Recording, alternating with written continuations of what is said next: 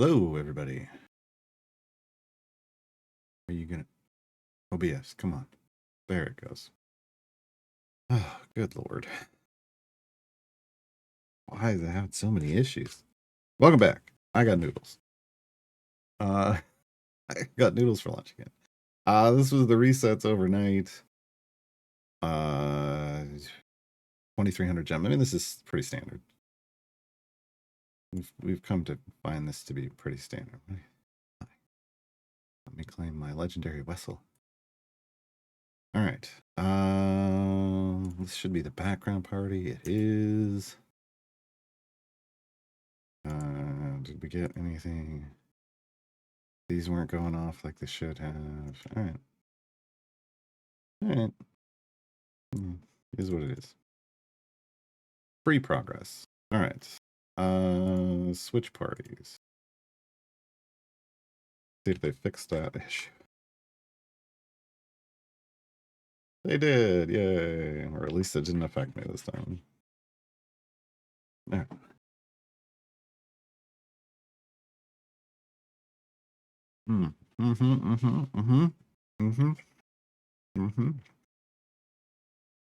All right. We have a trials adventure to do. Look at that, folks. Look at how that bar just disappeared since yesterday. It was in the middle, basically. Now it's all the way over here. It's just gonna keep going down. Down, down, like an earlier round. Okay.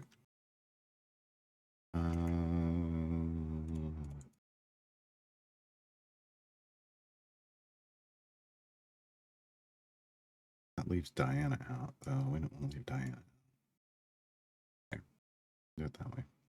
Okay. Oh, music.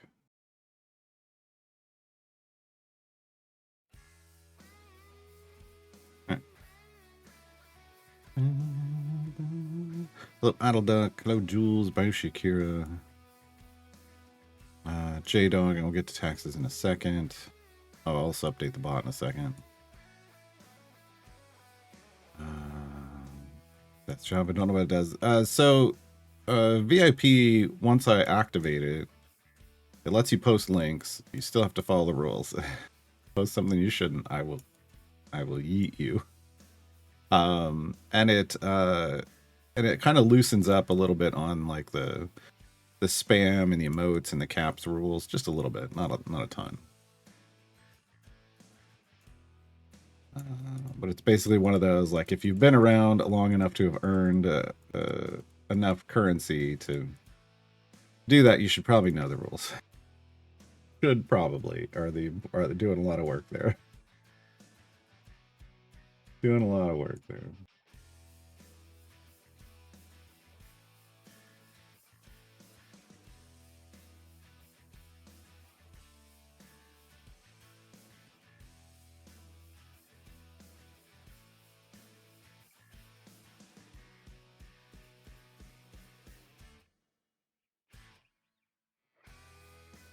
Okay, 225. I feel like we just do like 5 minutes.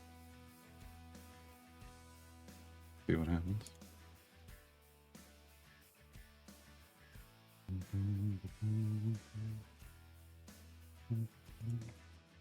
Can I check? Oh, hold on. Let me get the code in the bot. Pulled this up and I had it ready, and then I go in and got noodles. And got distracted by food. Okay, the bot is updated. Also, I think I had another code to get. I did. Just for me.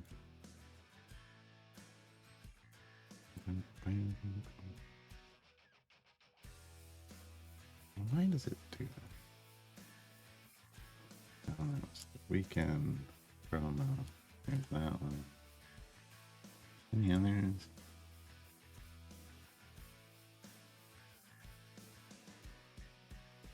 Yeah. All right. There you go.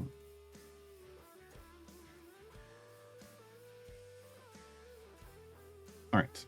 Post 15. Oh, and siege.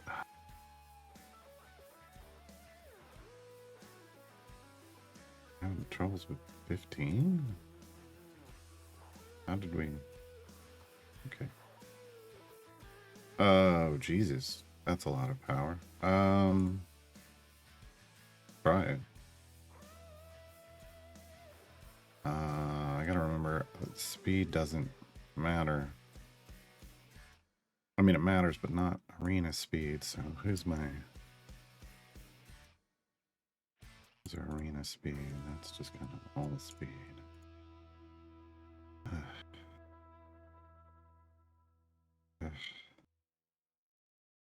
You know what? We're going to Duchess. It's gonna be real weird. I mean, the best way to do this is like still try to go fast. So into Armand's Alice and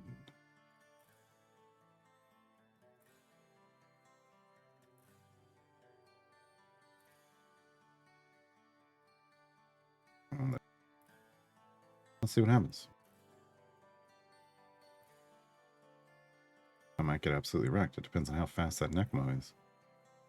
I haven't built a fast non-arena speed lead. Yeah, no, yeah. People do that with their Mikage, and I don't understand. All right, well, there went our reviver. There went our reviver. Go away. Hot second, please. Oh, I destroy everybody. Okay. That's better. But I could still get locked out. So I still gotta be careful.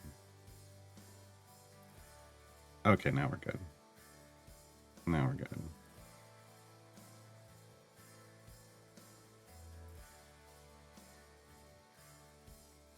Go away. All right. 15 clear. 15 clear. But they did absolutely wreck my Duchess. There you go. Take it from there. I gotta eat noodles. I gotta eat noodles.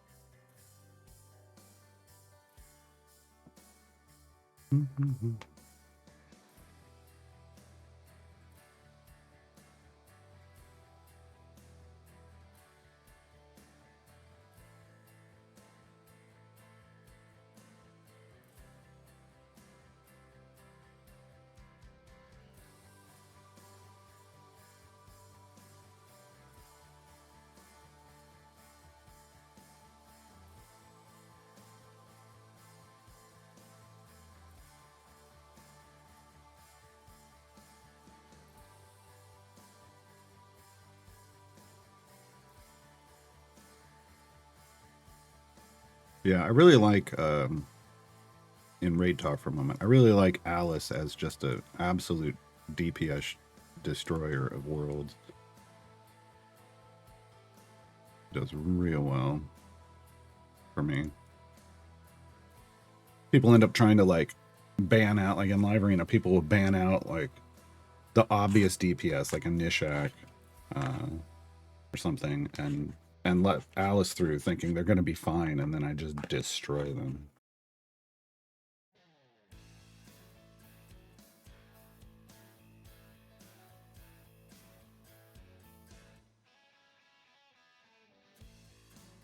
No. They set it to nuke someone, which is also can also be very good. Just depends, right?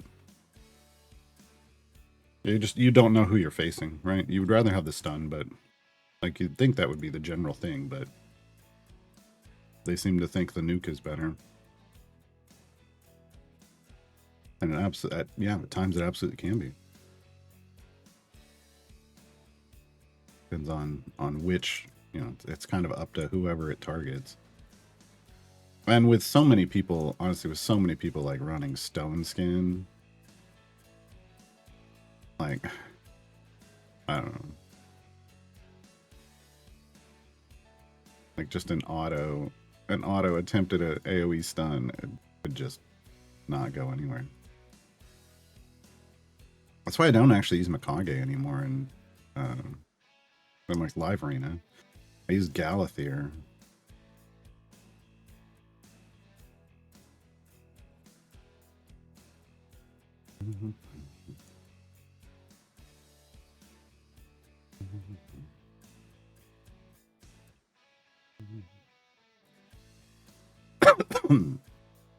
That one. That one. Yeah.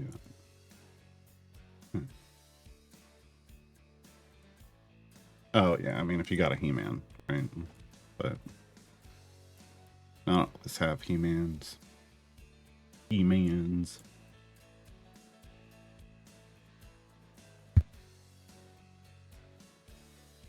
I feel like I care about nothing in the clan shop this week.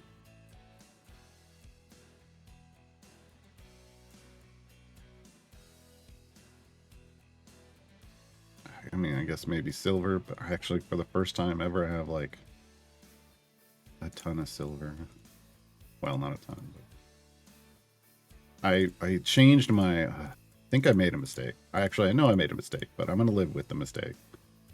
The way it works. You live with your mistakes. Well, that's why I usually see. That's the thing. I usually take Nishak against Stone Skin, but they ban him out. So then my teams usually have a Galathier and an Alice, because Alice can shut off abilities even through Stone Skin. Galathier has a pretty good shot of pulling the Stone Skin off people and then also turning off abilities. So I double up on just shutting the other team down completely. Anyway, I think I totally screwed up on my raid account, and when I set the optimizer to like end game, it sold off so much stuff, and I was just like, well, I'm just gonna trust it. But anyway, I have a lot of money now, and I will level up the things that I have, and hopefully make some better decisions going forward.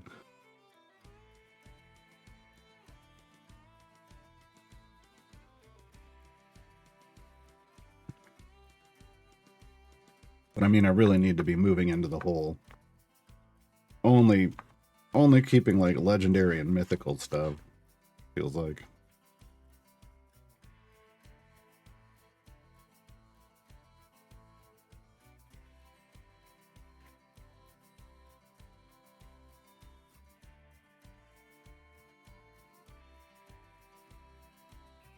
So optimize a mistranslated yard sale? No.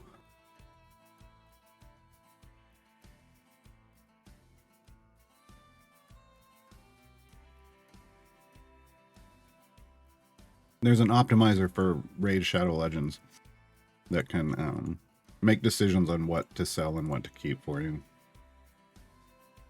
based on your progress. All right, so here we are. We got 1 day left.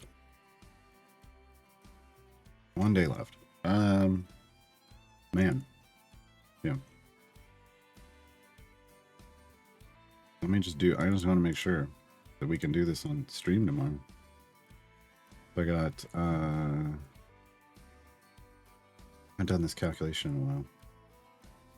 28 times 60 plus 28 times 60 times 38. Yeah. So, so this current setup can only do 96 million damage. And there's 106 million health, so we'll be fine. We'll be fine. All right. I think we had started Vajra's Avernus, Vajra's Descent into Hell. We're going to continue that. Next up should be Relentless Peril. Yep, there it is. There it is.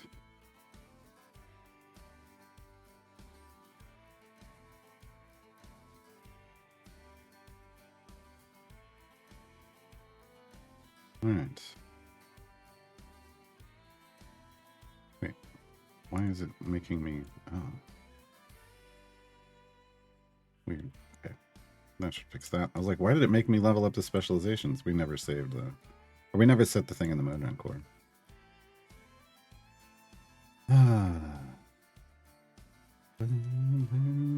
We also didn't buy... I don't think we bought perks for Vajra.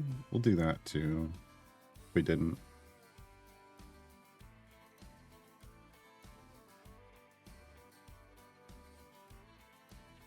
Should have done Alleyway first. The gem train rolling. John's question, what were the numbers used a few minutes ago to calculate damage? Oh yeah, I can talk about that. I just did it real quick because I'm being rough. Hold on. We'll go back and look at this. Let me just get this set up and it'll AFK and then we can go talk at that stream. You don't have to finish the day to do it. I mean, you can. Like, you can do it. You can check it now. You can do it after you've done your trials. But it's... hold on. 650. Yeah, that's going to be... Here are these. All right. Okay, so on this screen... There's two places to look, and then there's some math to do. So the first place is right down here on the left. So the time left this week. So it's got days, hours, and it's got minutes. Second one is your party total DPS in the right. So these are what you use. So I take so the number of days, 1. It's real easy. That's 24 hours. I convert it to hours. That's 24 hours. So then I add that to the number of hours left. So 28 hours. Take 28 hours. I multiply it by 60 minutes in an hour to get the total number of minutes. Then I add the minutes that are left. And then I multiply that by 60 seconds to get the total number of seconds. And then I take that total and I multiply it by the party total, right? And that gets me the amount of damage that I'm going to do and the amount of time left in the trials run. And then I can compare that to the number over in the bottom left, on the left side, the current health, Tiamat health, right? So again, you're basically just trying to figure out, you're doing the math on the bottom left for how many seconds there are left in your trials run. And on the bottom right, you're taking your party damage per second and you're multiplying it by the number of seconds left. Super weird I had the stream open to refuse to go live until I first... Twitch does that now. Like, it is... More often than not, Twitch will not update the stream, even if you're sitting in it when it goes live, and you've got to refresh. I don't know what happened. It's frustrating.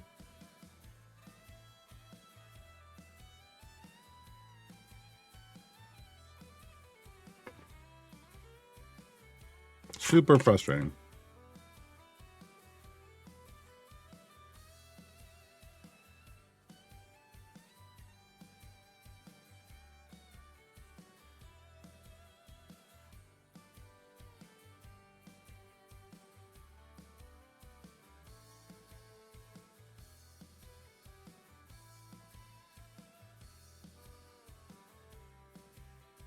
Or jump Brib going nice.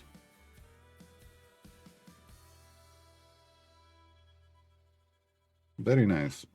All right, noodles are done.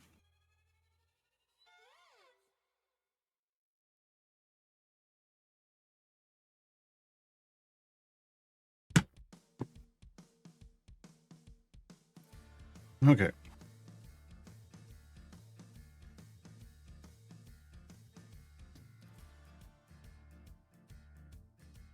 Is the streamer rate? I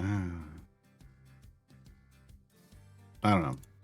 I guess there's ups and downs to it. I wish it was a setting. Let's put it that way. I wish it was a setting that I knew about because I want it to just start. All right. Looks like we're pretty maxed out on our gem drops. I did miss a quest day, but that's fine. I mean, I'm just gonna buy another froggy.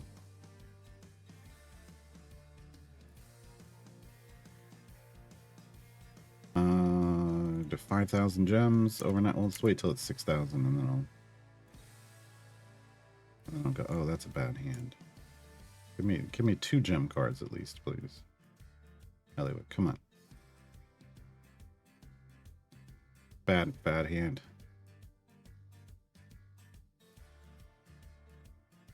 Oh, got another bad hand. Okay, well, while that's taking its time, perks, please. Reset. Going down the left-hand side.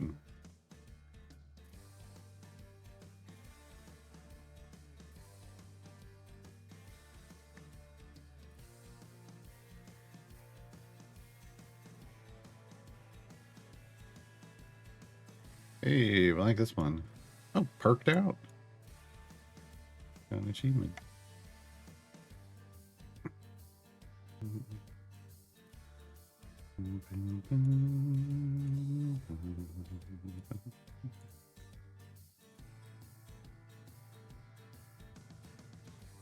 Weird. There we go. Remember, because we're doing Vajra's stuff, we're leaning into the left side. Lean left. Lean left.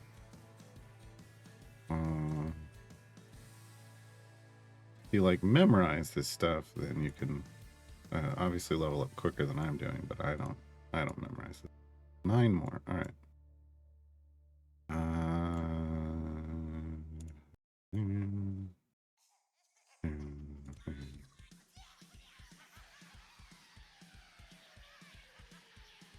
One more. Which one's the cheapest? That one. All right. Okay, there we go. Lean pretty hard into this. 30,000 currency. Modron component chest. Yay. We're not down far enough to get the other stuff we want, which is Jaheira and the Conjured Spider. Jaheira and the Conjured Spider. That sounds like a kid's book. Jaheira and the Conjured Spider. Those. Do we have 6,000 yet? We do. Give me gold chests for 6,000, please, Alex. All right. Do the variants that reward corrupted crystals interact with the event limits? No. They exist outside, just like the achievements and like the collection stuff. It all exists outside.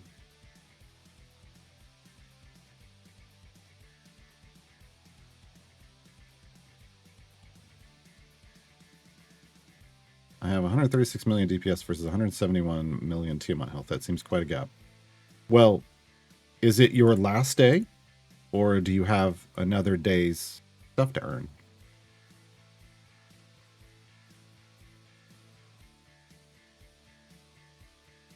That's the question.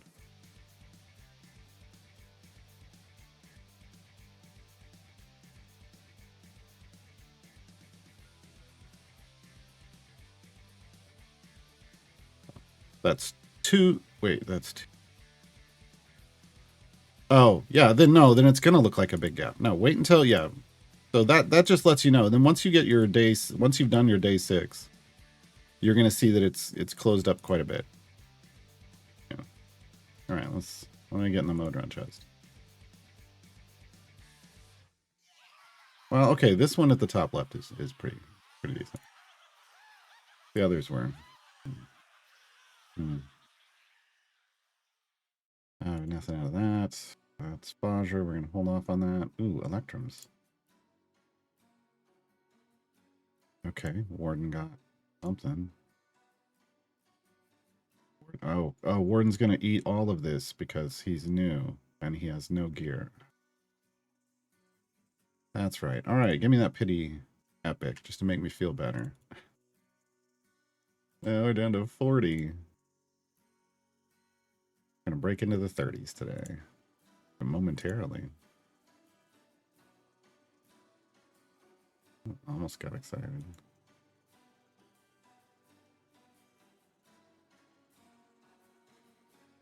Feet? Ugh. But hey, at the same time as an epic. So there we go.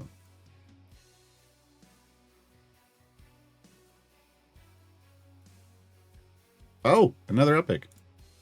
I will take that over a good feat at the moment. Oh, but we got another feat.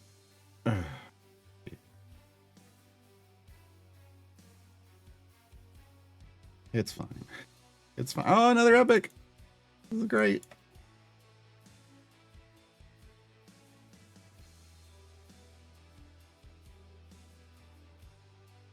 All right. Nice. Nice.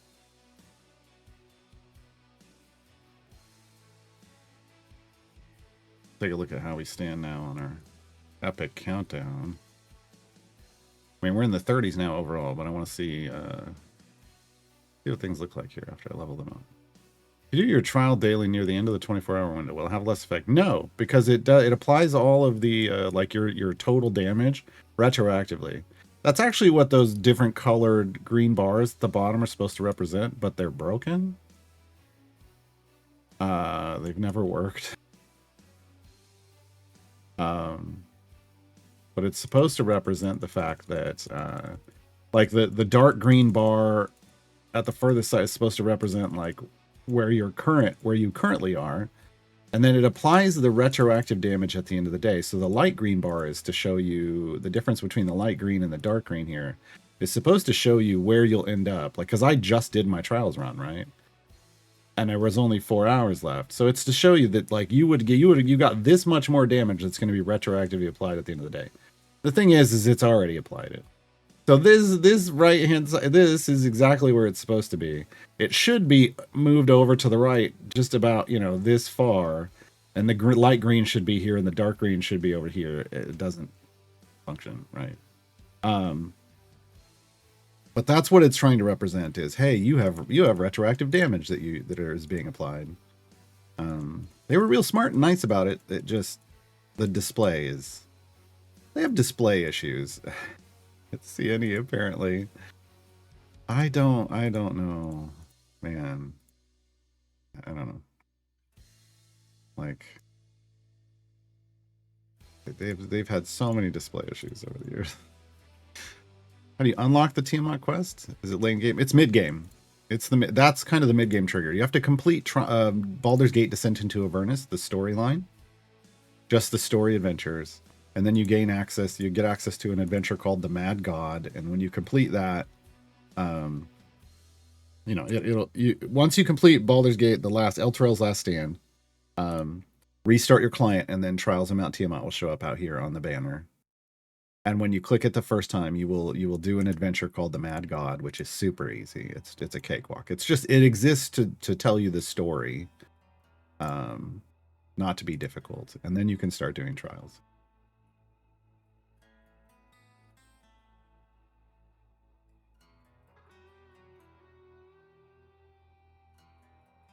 But yeah, you don't have to, but it is retroactive, Dusty. You don't have to do, the idea is they don't want people panicking and like trying to be there at the exact moment their trials reset, because they're going to lose damage if they don't do it right then. They made it a very straightforward thing. You could do it in the last seconds, and all that damage is going to retroactively apply. So, dilettante, that's not, yeah. The earlier you get your bonus damage doesn't actually matter. That's not a thing with trials. If you miss bonus damage, then you're like, if you fail to do a day, that's a big hit. It used to then just mark that day off and then move you to the next day. Now it keeps you on that day. So you're losing potential, but you know, you have a shot to get there, but you're losing potential.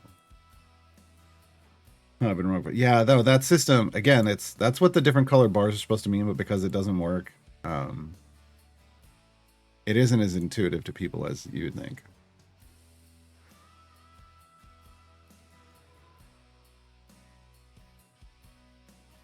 As you'd think. Oh, I was like, what was I going to do? I was going to come down here. And I was going to go Quiver Greens. Brunar, 5 out of 6. Niali, 5 out of 6. Jarlax, 5 out of 6. Ashara, 5 out of 6. Makos, 5 out of 6. So we got 4 people that could that are in the race to be the first full epic Corver Green. Nice. Nice.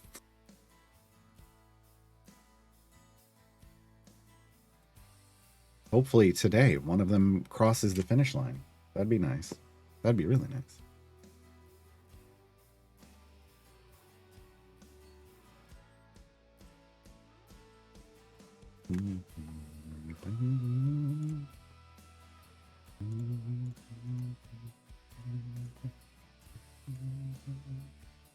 Oh, I should do my clan boss.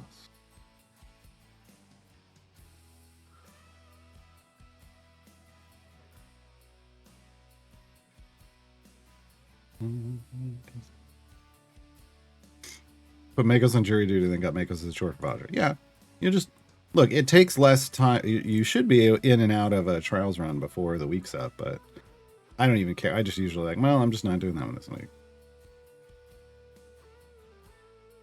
Not gonna like end your game to miss one. I know there are people who are like, but I'm a completionist. And it's like, oh, I get it. I don't think it matters that much.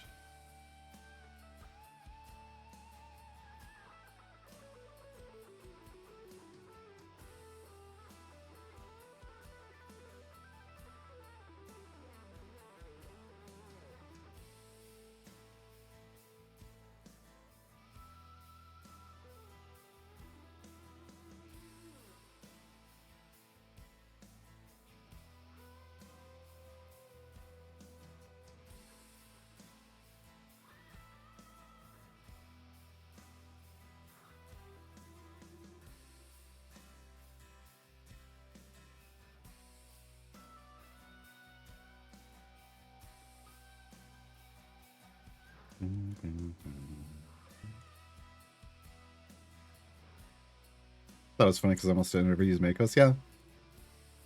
Yeah. That would be the irony.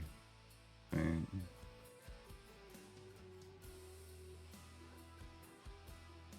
Let me get contract wide. These.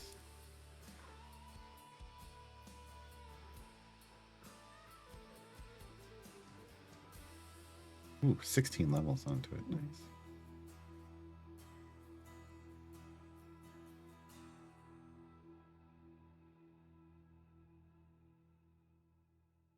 All right. We got a level 40 rock pile. Woohoo! Hey, it's better than nothing. Now we're up to 80% of that in this formation. So, you know, it'll be nice when we can get to like, I mean, since we're going to be here a little while, if we can get to 100% when surrounded by 4, that's not bad. It's not bad. You got more gems? I got more gems. I got more gems ready already? Do I got more gems ready already? Yeah.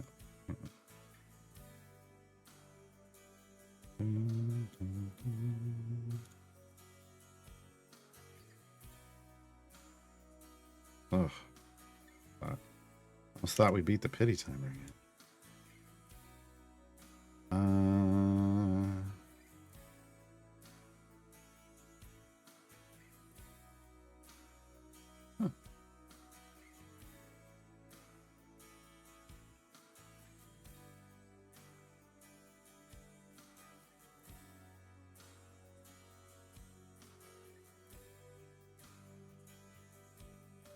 Just a heads up, we might stop playing Idle Champions a little early.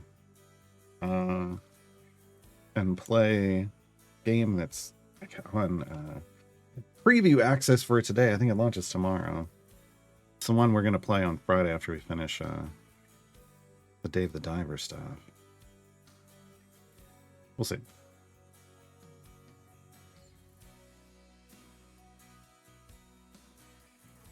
Wait for trials for after the patron shores?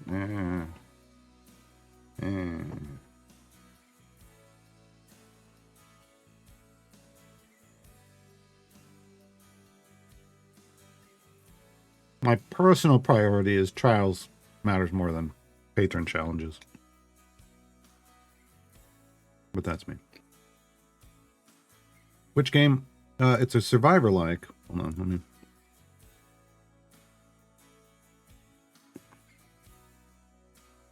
pull it up. Oh, it's got an update.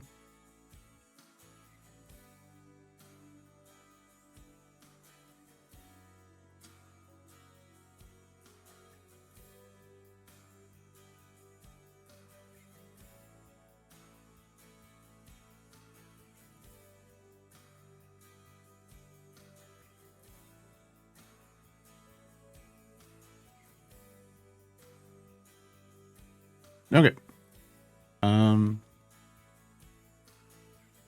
So it's a game called Conquest Dark. Let's see. Explore an ARPG's rapid ascension to power in minutes, packed with savage survivors-like action and devastating sword and sorcery combat. Perfect your builds through dark ritual runs that will decide humanity's future as you battle endless hordes across haunting ruins and cursed kingdoms. That's what's going on. Got a very, like, Conan style to it.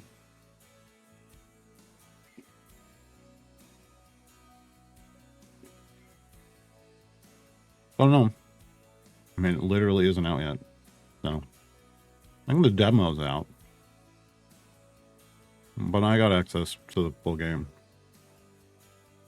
to play before it actually launches. So.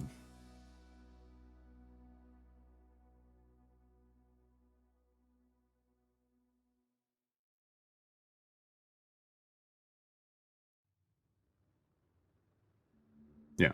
So for like, technically the game doesn't come out until tomorrow, but for creators that they've given keys to, we get to stream it today. Stream or make, YouTube content for or whatever. I stream.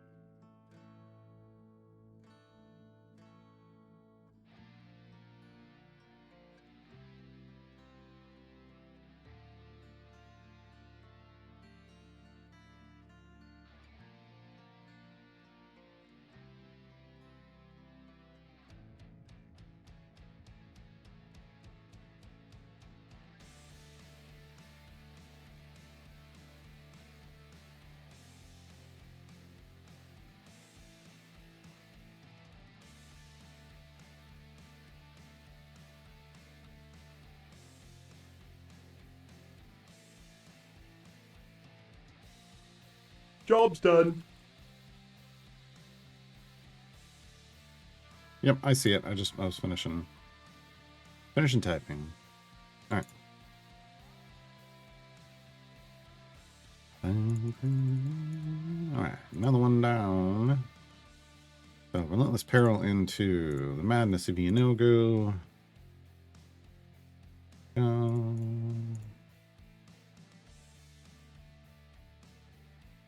Get Nallywick done first. There we go. All right. Nallywick, then Speed Champions.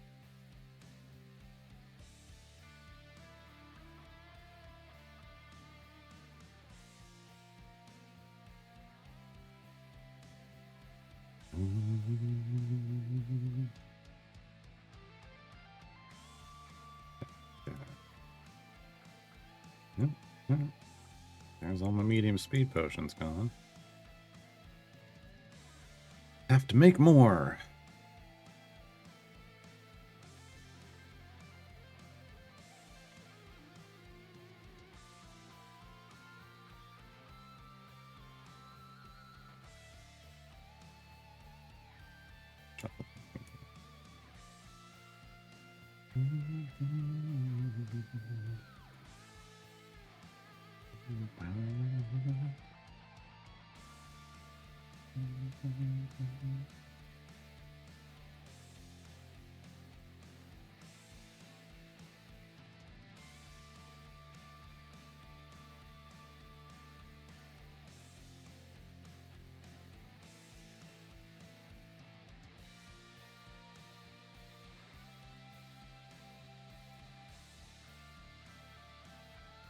Right, more perks. So now we lit up here.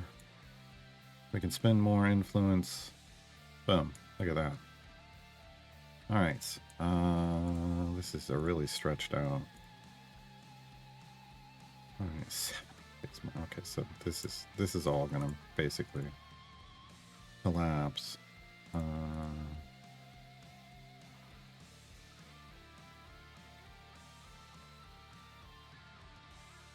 But in such a weird order. 6, 5, 2, 2, 9.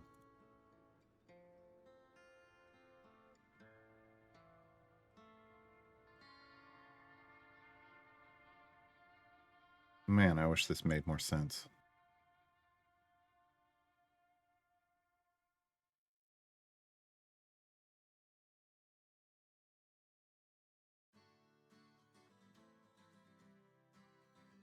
I mean, we're probably finishing this one off, but I don't want to just...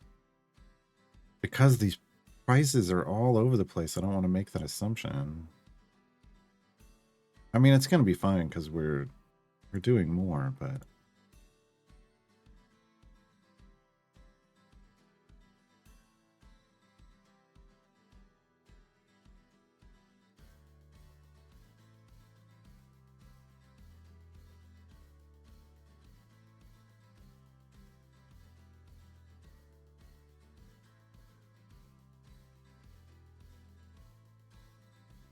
Four, 23.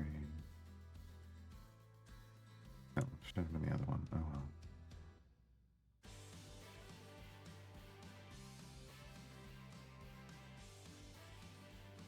Okay, so we did end up finishing that one off, but it took longer than expected. It's just really weird. The way they did their math on these this feels really weird. I don't know.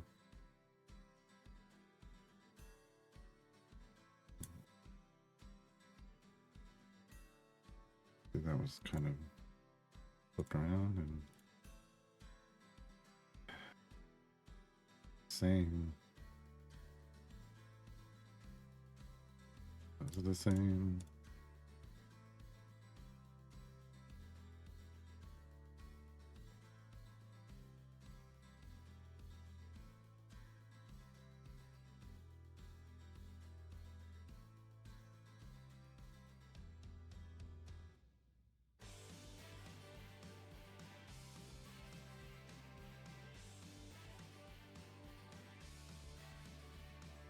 Finished that one.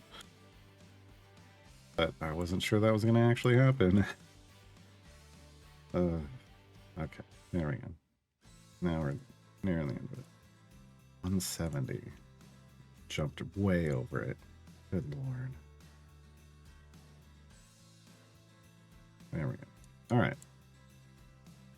So, we got a bunch of damage all champions, a bunch of damage of champions in the third column. It was real specific, so... yeah. Damage of female champions, that helps us. Lawful champions. I don't think she's chaotic.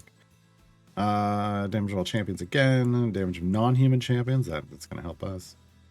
There's some generic stuff on this side. Obviously health, constitution. Gold find, obviously we like that. We get a lot of these gold find ones. It's going to let us, you know, potentially do another deep push here. Try to get more perks. Because remember, we actually did real well. We maxed out tier 4 and got most of the way through tier 5. And we're stronger now. And we're getting all of this patron stuff, so there's an argument because it increases the total number of scales we receive for a trials run. There's an argument that we want to do a deep run, maybe today, because we'll finish that trials run tomorrow. We could get bonus scales off our first trials round, potentially. Potentially. Hopefully, no, I can't. That's what I thought. But normally you would not still be in Avernus and be maxing out Avernus blessings. Normally that kind of power is just not a thing that you'd have by then. That's usually where everybody runs into a big frustrating wall is people are like, I keep doing runs in Avernus over and over, but I can't get more favor. How am I supposed to get all the blessings? And it's like, well, you're not.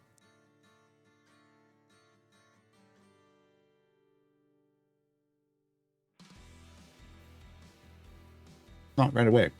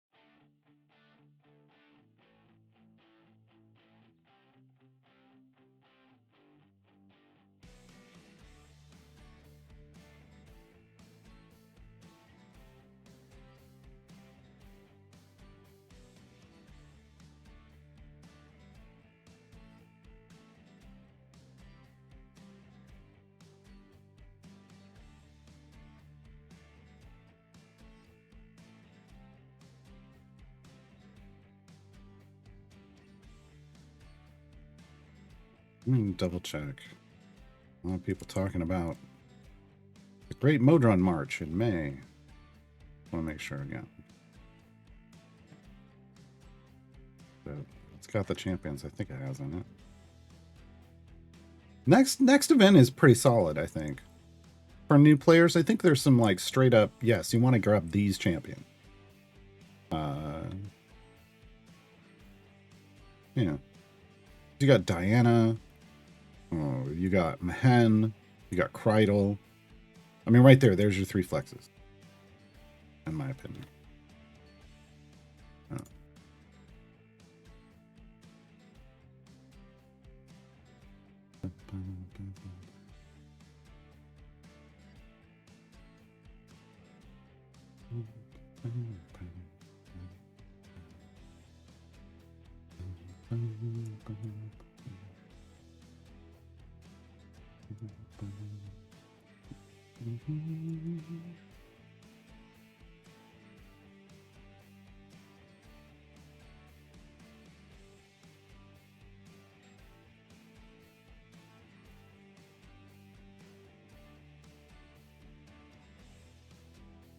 All right, how many jumps we got? 1877. Let's wait until I got 2000.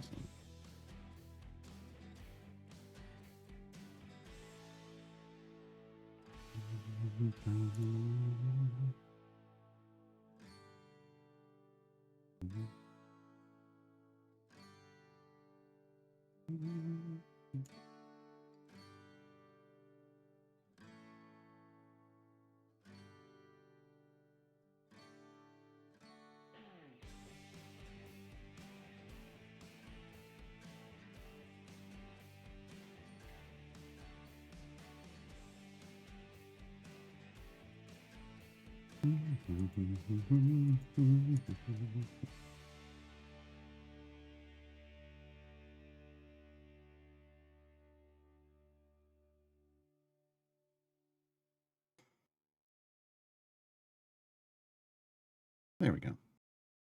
See, it didn't take long. All right. Gimme.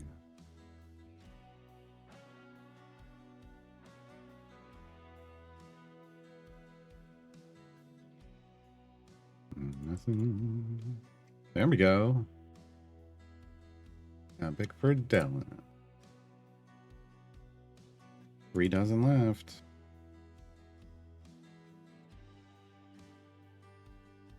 Got real excited there for a second. All right. Who else do we got? We have Whittle. She needs one more green. I needs 2 more greens. Yeah. But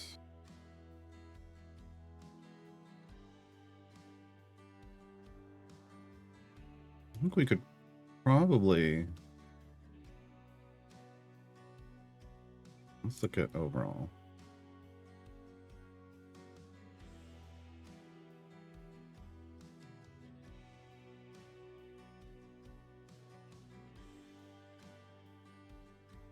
Warden's gonna soak up a lot of stuff. Welcome, Warden's gonna soak up the Electrums. But Warden and Whittle are not eligible for Vajra, and I have Vajra chest. So this should just go to Vi. Well, except for that. We'll take that epic. But yeah, we got a green for Vi. There's the other green for Vi. Awesome. Yes. So that should be Vi to full green. Yep. Okay. Now we can open the Vi chest. They are now viable. There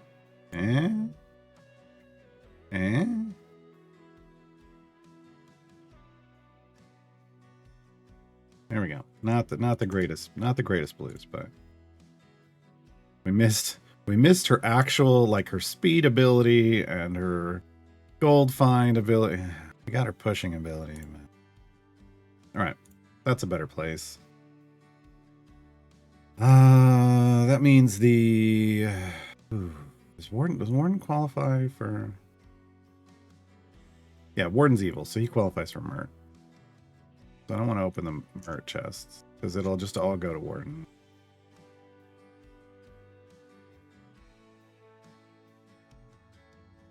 Yeah, but I can keep opening the Vajra. One for Kent. Oh, there's Vi's catch and release blue. Okay, there's the gold find one. Awesome. Awesome. Totally awesome.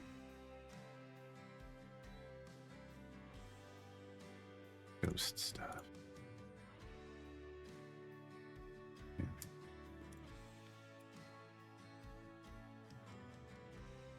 Charles working on a rolling 7-day cycle similar to time gates.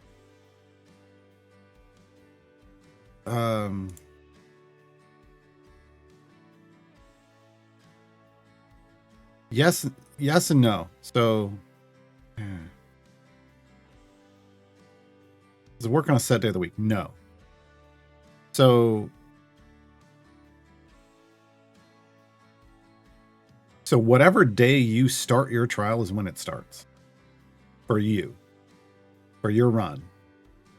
Like the moment you start it, you have 7 days from that second, like a manual time gate. That part is similar to like a manual time gate. No, that 10 miles, that's not true either. But please let me finish.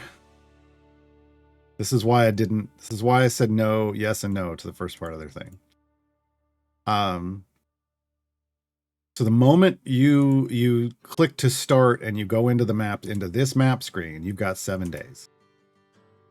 At most. If you finish in 3 days, you still have to wait. You can't just immediately start another one. The fastest you can finish is 6 days. Like the fastest you can restart a new one is 6 days. So if you finish in 5 or fewer days, when the 6th day is done, you can start another one. You don't have to wait the full 7 days. But if you are not done, if it takes you the full 7 days, then it's 7. There's 1 day of leeway. They granted this so that it wasn't a constantly drifting thing. There's 1 day of leeway. So yeah. So it's not as straightforward as what you're saying. It's not like a time gate where the moment I do my it starts right when I start it, but then I can close it early and start a new one because that's how time gates work. Can't do that with trials. But it's also not, you have to wait for full 7 days. It's, if you finish it faster than 6 days, on the 6th day, after 6 days, you can start a new one. Yeah. So most people try to figure out how to do it in, as long as you're finishing before you can start a new one, people are usually fine. So as long as you're finishing somewhere, in the 5-day range, that's usually the goal, because people at the higher tiers, people get upset if it takes longer because they want to just start another one like as soon as possible. So think of it as a 6-day rotation, but you can take up to 7 days. It starts the moment you open it, that timer starts. You can't finish early. Now, if you finish early, like if you run Tiamat off early, there's just a timer that counts down until you can start it again. But you do get your jury duty champion back. That is a bonus of finishing early. You get that champion back. They're not gone for the week, regardless. Like the moment you run Tiamat off, you have access to your full bench again.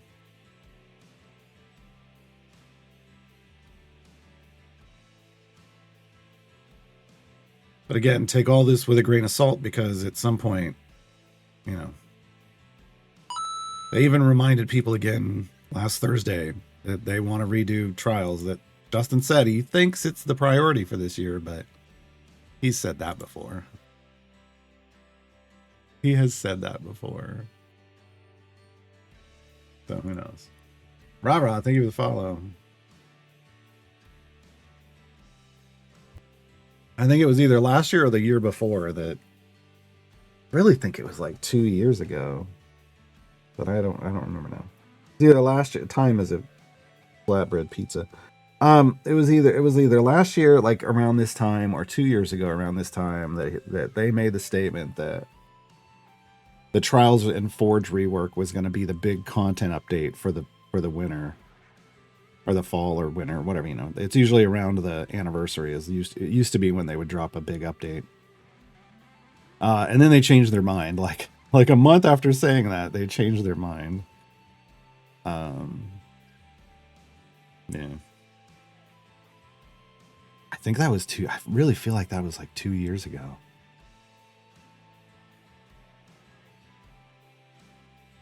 I don't think it was last year, because last year we got trials. I mean, we got events 2.0. I don't think it was a last year thing, but I don't remember. I didn't write it down. We don't really have a time. No one ever, like, when this game came out, no one ever made a timeline. That would have been helpful. Like tracking a timeline of changes and things and stuff. That's actually super helpful to look back on and see how things changed. And if someone's like, I've been gone for 2 years, what happened? You can direct them to it. And nobody ever did that, which is sad.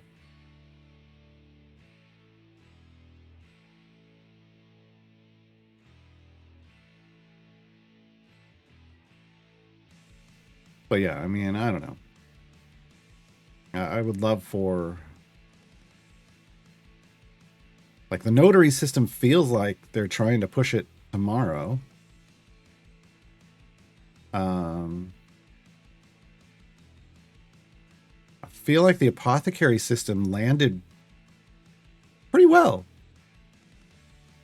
I don't know that there was. I mean, I don't necessarily like some of the values that you get for breaking things down, but overall, it feels like after like the one issue I had was when I came here, like this, everything was in order with speed last. This, everything was in order with speed last. This had fire breath over here and speed here, and I was like, and I accidentally made a bunch of fire breath potions, and I was so mad. So once they got this to be consistent with everything else, I don't know that there's a whole. I feel like everything's just kind of working. I guess there's a part of me that just that doesn't use this, and I don't know why this has a different scroll than this, but also like I don't know. I guess so because it does that because it wants to put it here. It's kind of makes sense because you wouldn't have the. Well, I mean, you could put it down here. I don't know. I like consistency, and this is just horribly inconsistent from page to page. But overall, I feel like this landed pretty well. So we'll see how the notary system goes. I think if anything has a problem to break and have big problems, it's the things they mentioned wanting to make the notary system do, which, yeah, I don't know. We'll see. We'll see how it goes. Because after that, I don't know. I mean, outside of just general bug fixes and quality of life adjustments, I don't remember really what else would be a major thing for them to be spending time on that they've talked about. There was like the Champ UI rework, like this, that they talked about, and that they've talked about for I feel like 2 years now. Time gates obviously need a rework, but with them saying that trials in the Forge are the next big focus, I would think that would start right away. So yeah. Hey Shevik, Nerfy. New Evergreen isn't tomorrow, right? No. At earliest, it would be next month. I think they've basically leaked that like the next Vecna drop is like next month at some point. But so it'd be the end of the month.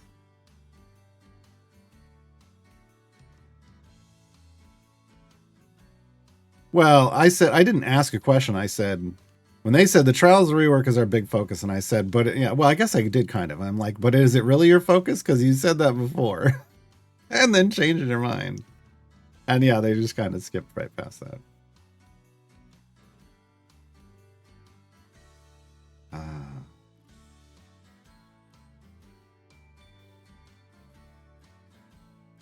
But my thing is sometimes they start like they're like this is going to be our big thing, and then they start working on lots of little things, and those little things explode into bigger things, and then we get an active tasks window. Like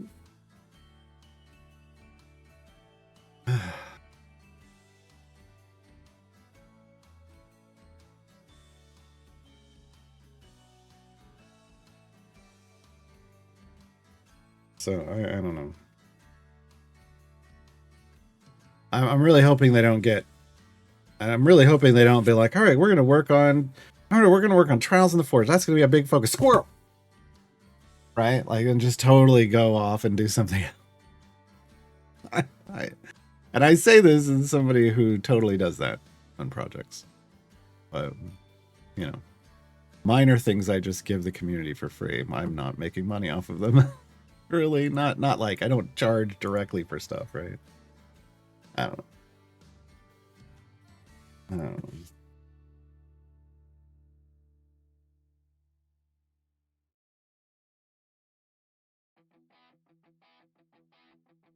Actually, I think I totally made a mistake. I don't know. I think I didn't update guides I needed to update last event, and it's like, oh well.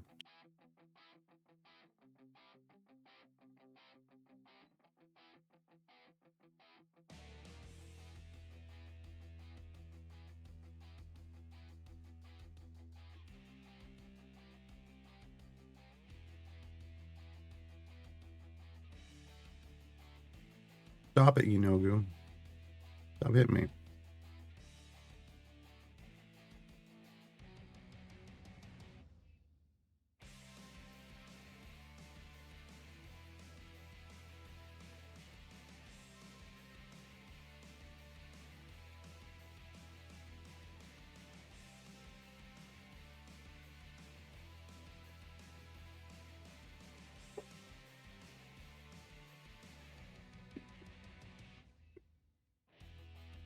Sounds about right for a start, Deathjabu.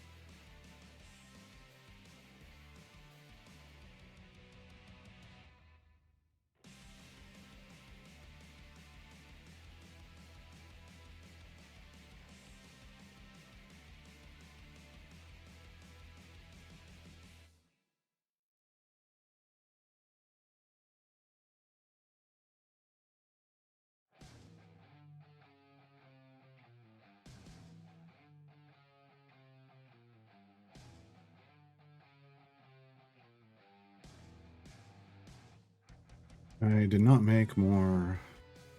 I loot more? No. Okay. I looted one. I needed to make more of these.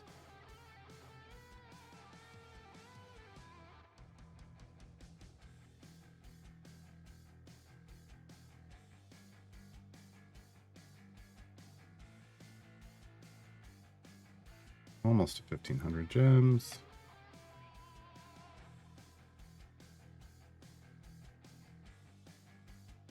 Well, look, Guide Quests was something they were working on for a long time, and I was very excited about. I will say it again. I think the data in there is, I mean, it's hard to tell because it's obfuscated, but I think it's probably good data. It's the presentation that has a problem.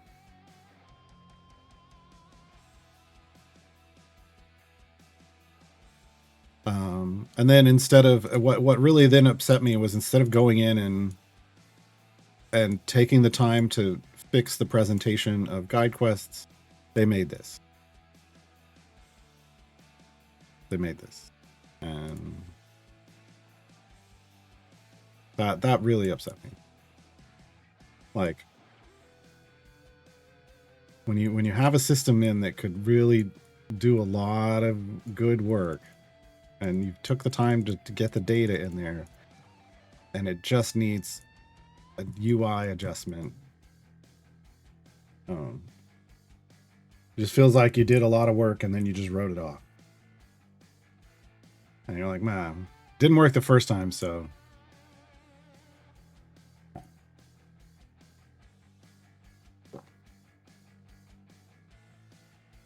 like creating a new thing that unproven when you have something that you already made and you could just polish it. It's not even content. Like I understand how always you constantly have to be making new content. I'm working on trying to create new systems. I get that.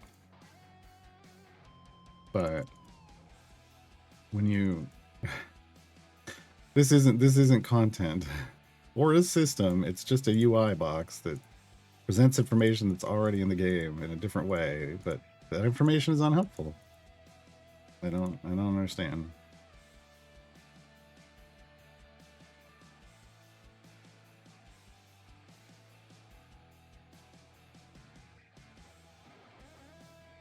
Hey, we're getting real lucky on our epics out of gold chests today. We started at in the are we in the like the mid 40s? And we just got another one. What the hell?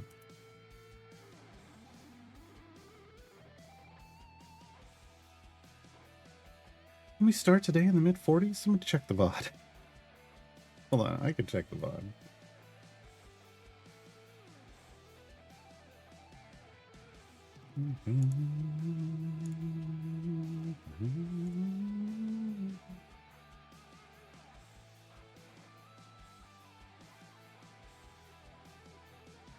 Hey, there it is. 41. Never mind. We were at 41, but we're at 34. I thought we were in the mid 40s. We were at 41. Now we're at 30. We've gotten 7 epics so far today, folks.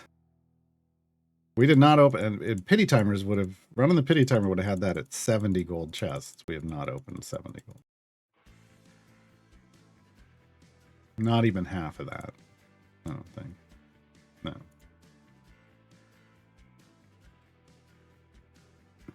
How much work with seasons? Well, look, they were... I think they had a good idea with seasons.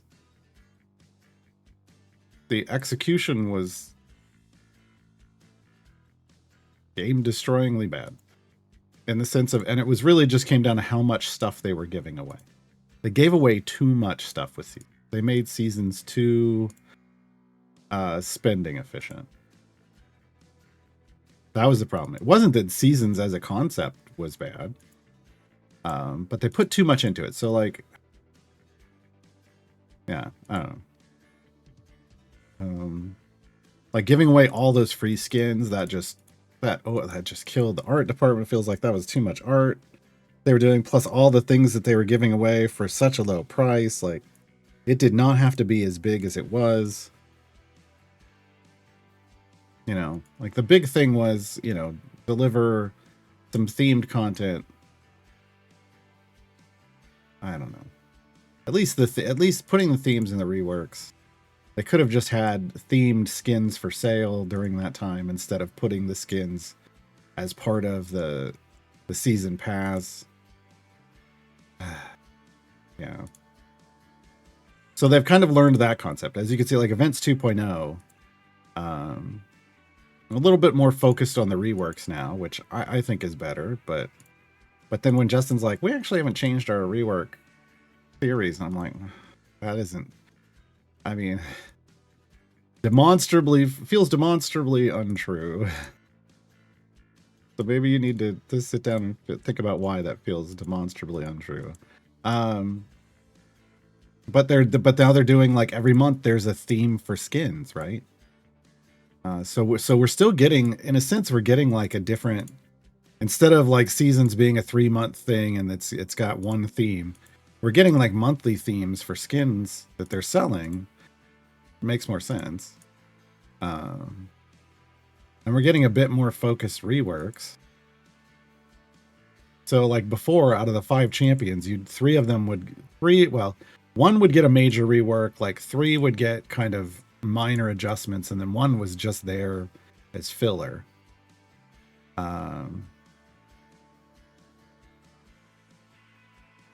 I'm not going to let that word go through. Yeah, no, I get it, Shevik, but we need to not use that other word.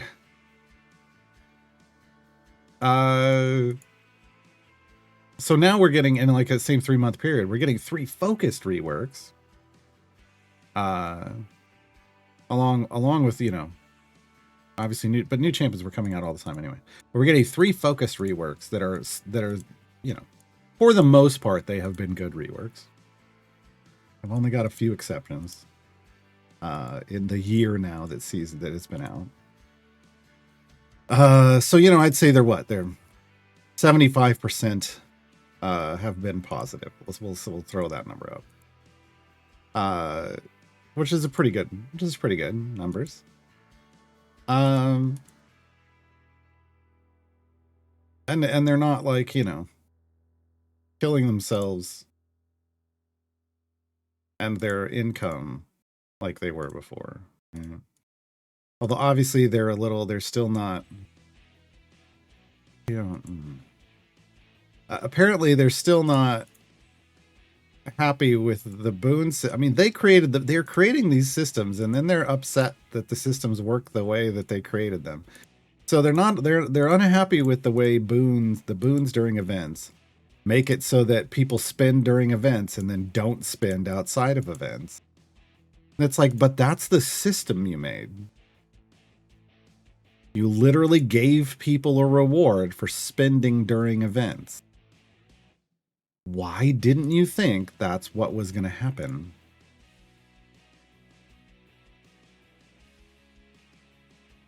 So now they don't want to give like boons for everything because they're like, then people would never spend outside of events. And I'm just like, but if they're if in a given month they're spending what they want to spend, what is the problem? Why does it have to be every week in that month? That's what I'm curious about, because like, I mean, I get all of my money comes in like once a month, and then I have to budget the rest of my month. Like, why does theirs have to come in every week? I don't understand why that's a thing. Like, I don't know. I just feel like they don't want to go into that, but they made the statement. So now it opens the can of worms, right?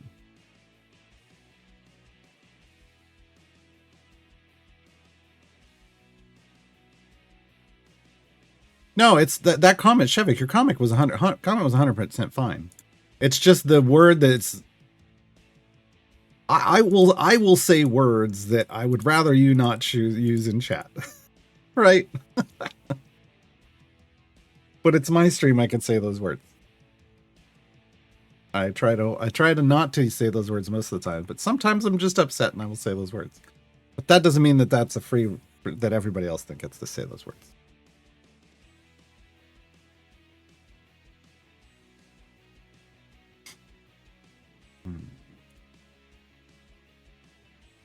People think to spend the least to get the most. I mean, that's called efficient spending, right? I mean, that's because the economy freaking sucks, and that's how people have to look at things. They only have so much disposable income. Yeah. I mean, that makes sense to me. I don't have a problem with that. I just have a problem with their reaction to it, I guess.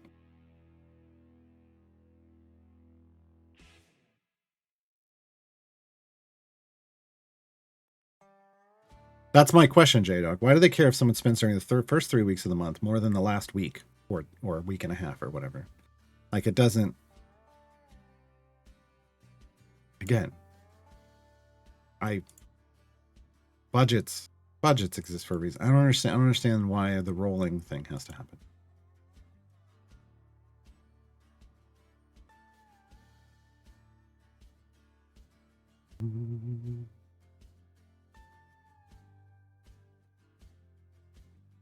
Well, I think in general there's other ways to just be upset at people than use insults.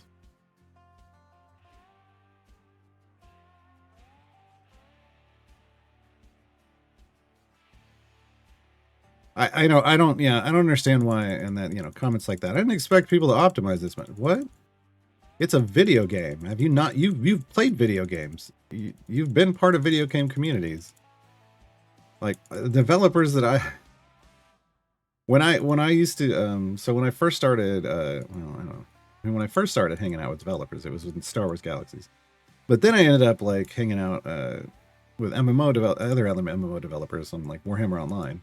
And one of the first things, like one of the conversations everybody understood when we were having these things was like, yeah, we put up new content. Like we design content and we estimate, it'll take this long to get from point A to point B and complete a content. And then we take that number and we divide it by like 4 because it's always going to be at least 4 times faster than we expect. And a lot of times it's going to be even faster than that because gamers will optimize much further than developers will ever think they can.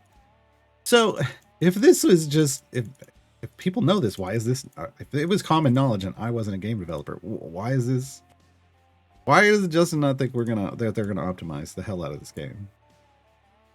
It's even after like we talk a lot in the community, I feel like a lot of the conversations that get had in the community never make it back to the developers. That's a problem. And I'm not saying every conversation has to happen, but when you have like big issues, that's supposed to get communicated back to the development. And when those issues are continuous, like uncapped items and just, hey, throwing it out there, bosses, but we've got people who are, farming the hell out of stuff and generating this kind of income, and they look at it like, well, yeah, but it's just a couple people at the top end. And it's like, but that trickles down over time. The longer you ignore that situation, the worse it gets, and the less of a chance you're ever gonna change it because it's too then baked in. Like, yeah, I don't know. It feels like early on in this game, they would come in and they would make changes pretty quickly to things that seemed out of whack. And then they just stopped. And they started thinking about it a long time. And then by the time they finally made a decision, they couldn't make the decision that was healthy because too many people, they were worried that too many people would complain. And it's like, I don't know. I learned a long like when I was young, my uncle, who was a successful businessman, was like, whenever you have 2 choices in front of you, you actually have 3. And you have to remember this. You have choice A, you have choice B, and you have, I'm going to think about it. And when you're choosing, I'm going to think about it, you're actually you're choosing to not do anything. It's not that you've paused before your choices. You've gone past the choices. They're still there. You left them kind of behind you. And the longer you wait to make your decision, the harder it's going to be to get to one of those choices again. And come on, you gotta make a decision. And they don't seem to do that much anymore.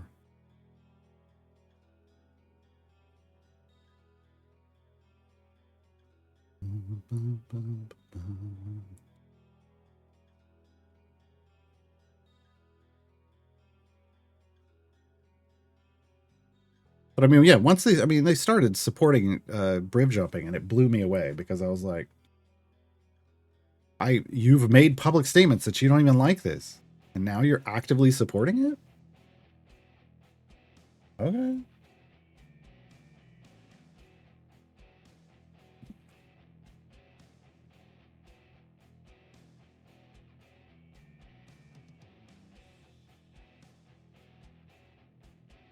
Get the exact term for it. Players will always gravitate towards the fastest, most optimal route, even if it's not fun.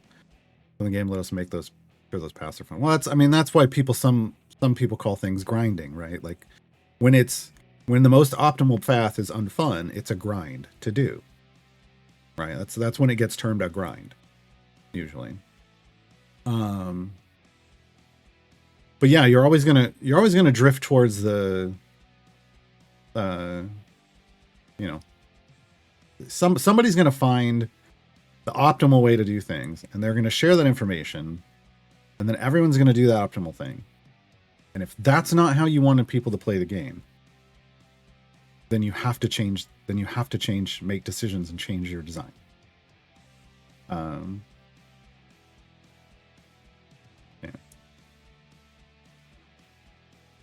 All right, Archduke's Blessing is up next.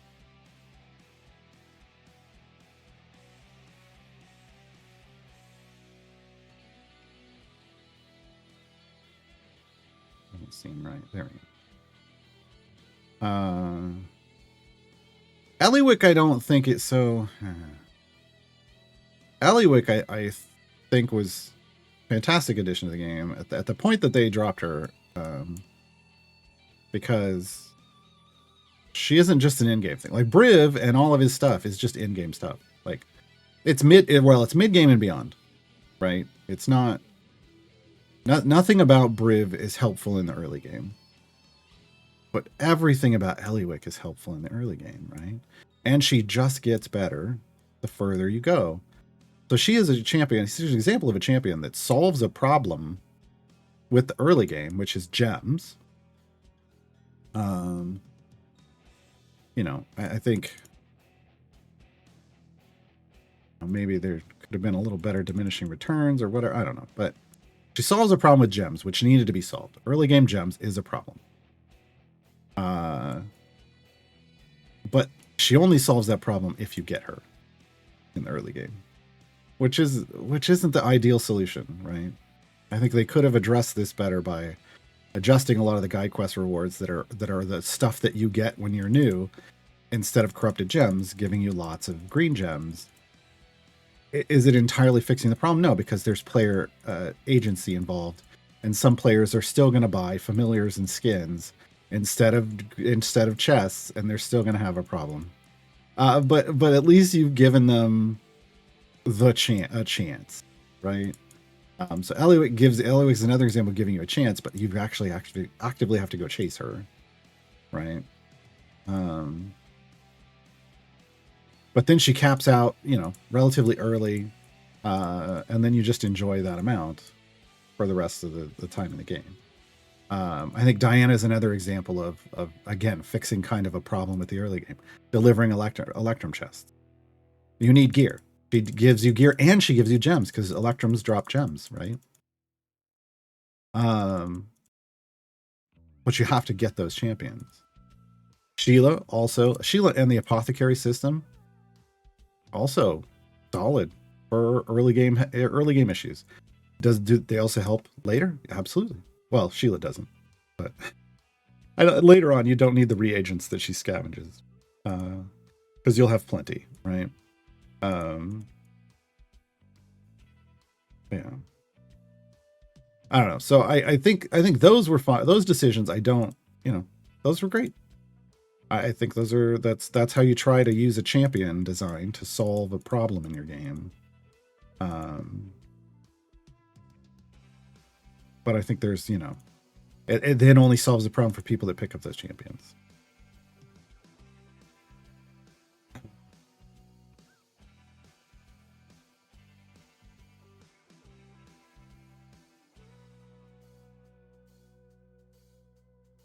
Well, they're not talking about scripting, and none of this conversation was about scripting, Jadon. They said a long time ago they don't design the game around scripting. So that's never going to be a factor. But you don't have to script to play highly optimized, like at the end game. There isn't anything to do at the end game except highly optimized. They haven't created any systems for us to interact with at the end game other than highly optimized. Like, honestly, there should have been... Justin's talked about this a bit, and I think it kind of goes over people's heads how impactful that decision would have been. And I don't know. I'm guessing at this point it would be way too hard to implement kind of retroactively. But gating your ability to gain power based on progression through the game would have been huge. And systems that do that, so you have layers and layers and layers, and there are a couple of those things, right? Like patrons are gated based off progress. So access to the power that they offer is based off progress. Trials of Mount Tiamat, gated based off progress. But other things like the way they gated, you know, what level you can upgrade your legendaries to, that wasn't really designed as well as could have been, right? Like, just they chose an easy thing of well, how much favor do they have? But then favor, gets blown out of the water. People didn't just grind time gates, right? And their favor goes through the roof. But it could have allowed for layered systems of progress so that people aren't just like stopping it. Like the first thing they chase is a Briv gem farm, and then they stop playing the game, and then they blow their gems through the roof, and then they just blow through the whole game. Like, if more of a gated layered progression system would have altered that. Like, hey, you can cap out champion item levels at a certain amount until you get to this point of the game, and things like that. Like, it could have been interesting. Then you'd have people. Then the downside is you have people at the end game with nothing to do because they can't, like, they could gem farm, but numbers just like the gems just pile up, or your chests pile up, or whatever, because your champions are capped because they haven't added in the next layer of the game. Like, they kind of did that with soft cap upgrades, like occasionally adding soft cap upgrades that, but yeah. So they have some in there, but it's not like as much as I think Justin would have liked. Idle Champions 2 would be a little different. I don't think that's going to happen. I don't know what they're doing for the next game. They really haven't talked about it. Have they ever talked to you about your dungeons idea? Justin has never come to me and talked to me about that. When I was under contract with them as a subject matter expert, there were times when Pete would be like, I don't have a specific topic for you next week to research and give me feedback on. So how about you just pitch me something? Just to get ideas rolling in my head.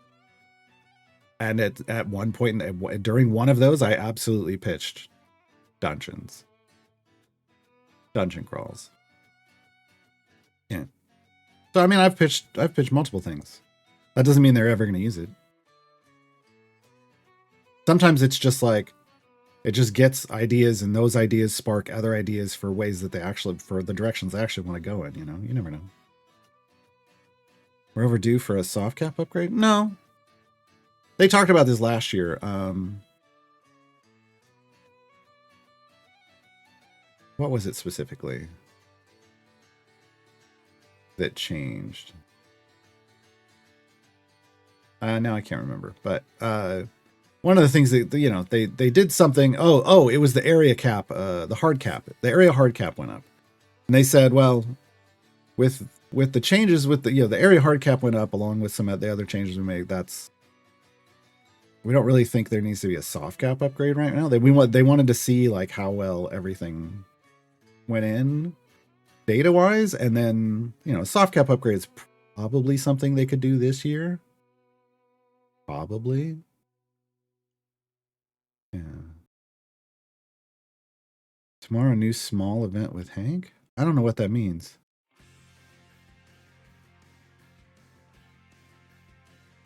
Tomorrow is a content drop. The event Great Modron March starts next month, and they haven't announced who the champion is yet.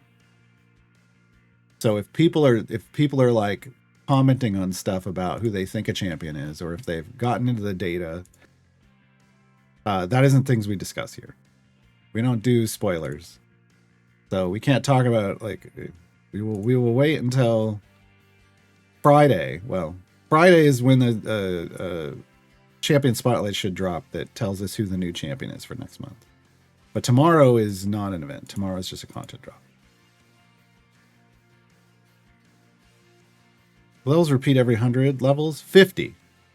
Every 50 areas. Yeah, we should get an augment blog on Thursday. Oh, that should actually. The augment blog usually spoils who the champion is. That is true. And then the spotlight drops on Friday. But yeah, the every 50 areas in this game repeats itself. And you can tell that with the story. Like the storyline only progresses from area 1 through 50. It concludes on 50 and then it stops. And all of the enemies then repeat every 50 areas.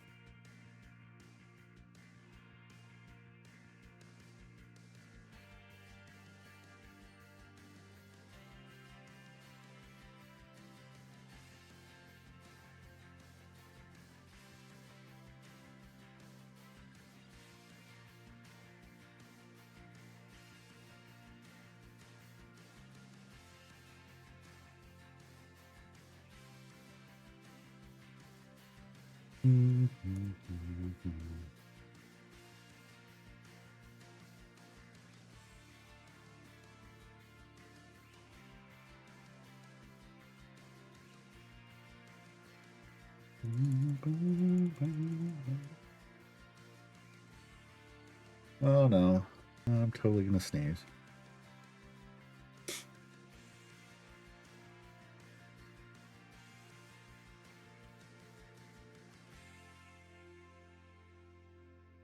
No, I know it's gonna happen. It's trying to trick me into thinking it's not gonna happen. We'll see. No, maybe it's not. I would be shocked. Hail Hydrant.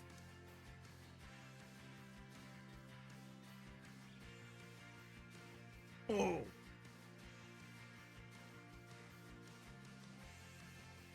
Oh.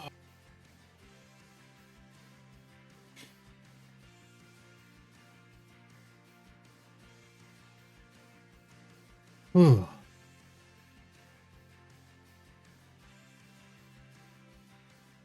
Man, storms rolled in the middle of the night last night. I mean, we got like storms.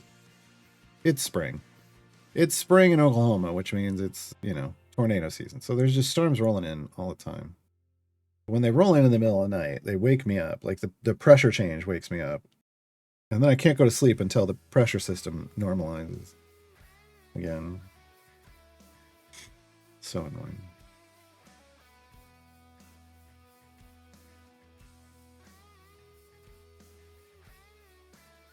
Well, the game heard me. It's like, you've gotten too many epics.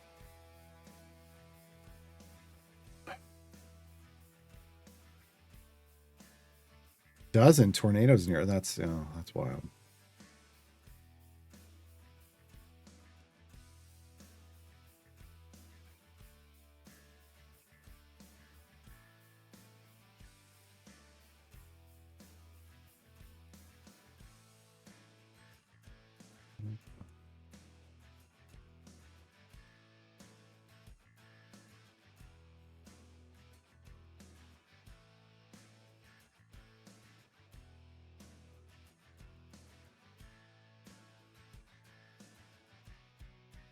I don't.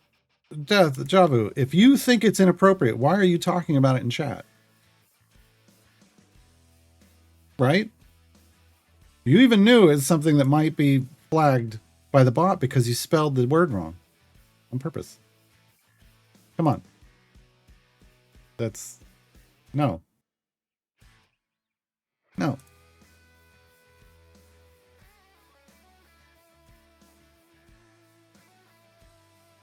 Not a topic for discussion here. No, but it's everybody's choice. That's not how this works. It's not a discussion for this chat. I will absolutely nuke it the next if you try to discuss. That's not, no. I mean, I want to be clear. I have no problem with that topic. You have a personal issue with it. That's your personal issue. It doesn't belong in my chat. So,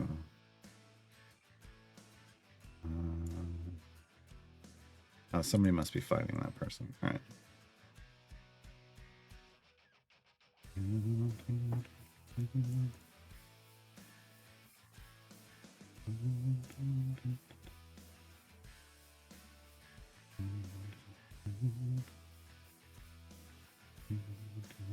Oh no, we have no dragons.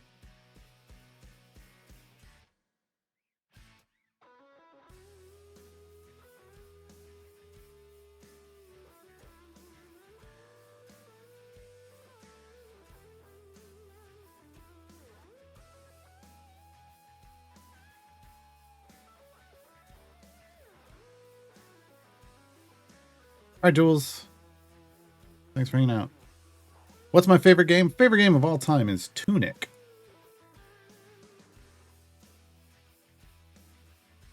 Tunic. This is the character in Tunic.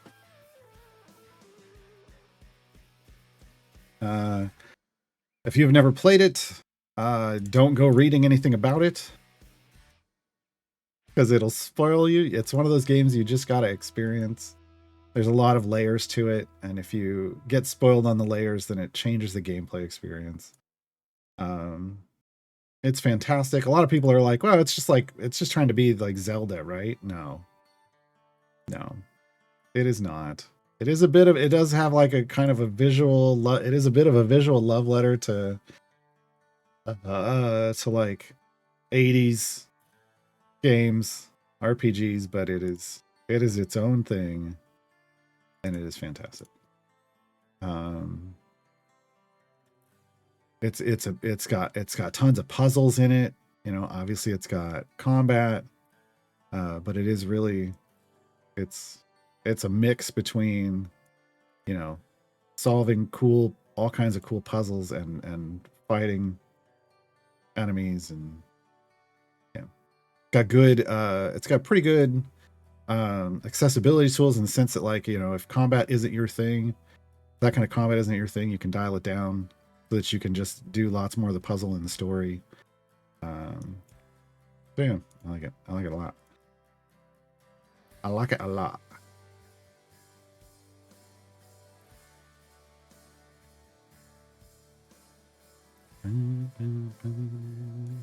Yeah, and if you buy it on Epic, throw my creator code up in there. So I get a little, you know, I get a little cheddar off that.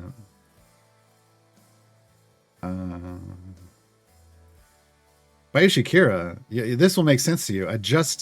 I am 2 rewards away on the general track from having all of the live arena rewards. This is my one accomplishment in this game, in this freaking game, grindy ass game.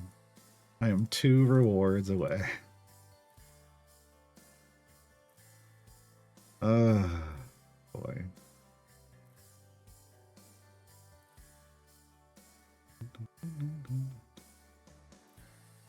Make a chat command for the links. I guess I could. Well, here's the thing. I'm limited on the number of chat commands I get with the bot because I don't pay for it. But I like Baldur's Gate 3. I did. I played 3 separate playthroughs of it, so I enjoy it. I still want to play another one. It takes so much time. The tornado must be so cool. Blood particle. It's really not. I'm not going to be harsh on you. It's probably one of the most horrendous things you can experience that's delivered by weather. The others are probably like, you know, hurricanes, bomb cyclones. It's not enjoyable at all. It's terrifying because it's basically death. It's a death lottery. It's a death and destruction lottery, and nobody wants to play that lottery. Nobody wants to play that lottery.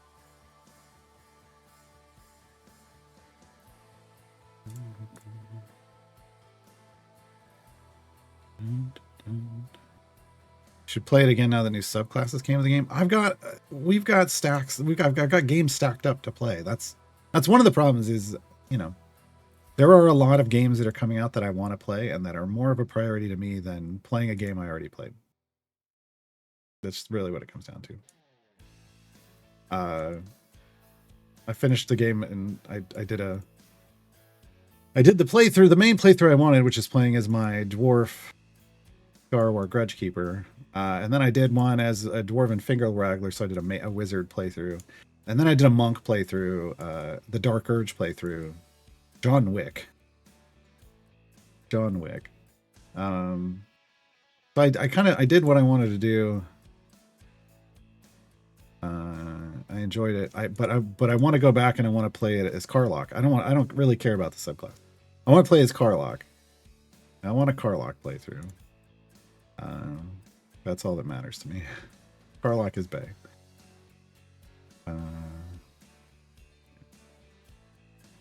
Flash fires are scary too. Oh, I'm not saying they're not. Flash fires are less of, I guess, weather induced, but not quite the same kind of weather I was talking about. Okay.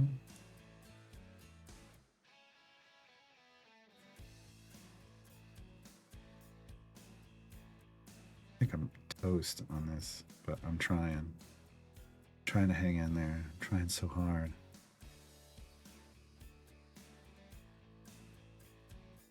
I went all my crowd control, but here come back my champions. Sheep them? No. Should get a turn off before them. Yes. Yes. The Rat King has spoken. Yes, that's right. Leave. Okay. That's right. Leave. Still ahead of me for live arena. Yeah, it was just the second I found out about that whole you can just fail forward thing, I made sure I did that. But then once I did that until I got into gold, and then gold I've been actively playing. There is a strategy in gold that actually makes it somewhat enjoyable to me. But I still probably lose more than I win, but they've kind of made that fine.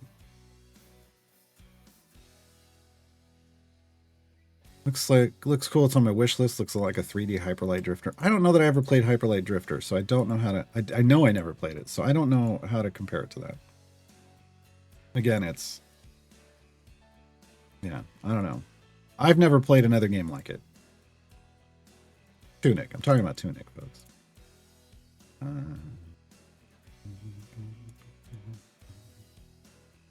God dang it.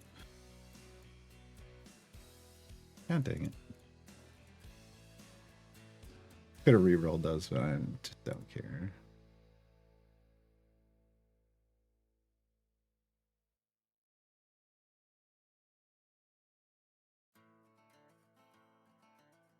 All right, 100 more areas.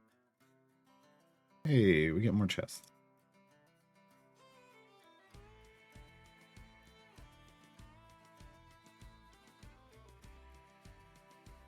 Oh, did it start? It started.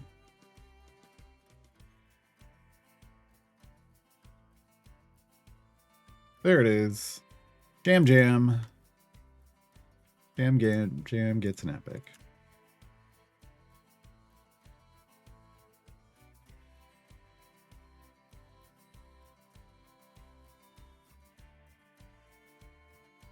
Dritz and Delana in the one and done category now.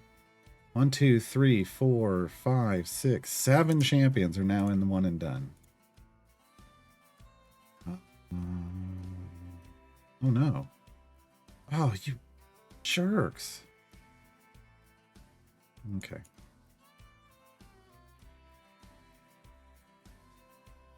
They took my 2 other speed leads.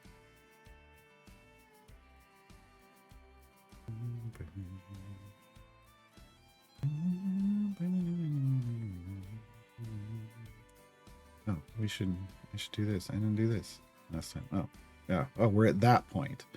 We're at the point where there just isn't a whole lot. Like we're earning, but the costs are so high.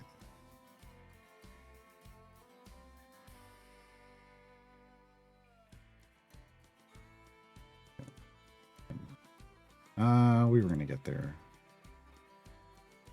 I jumped a spot. Was I not paying attention? Probably not. Probably not.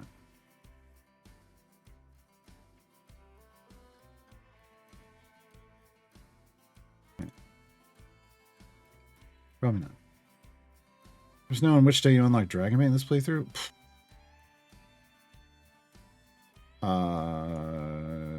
No.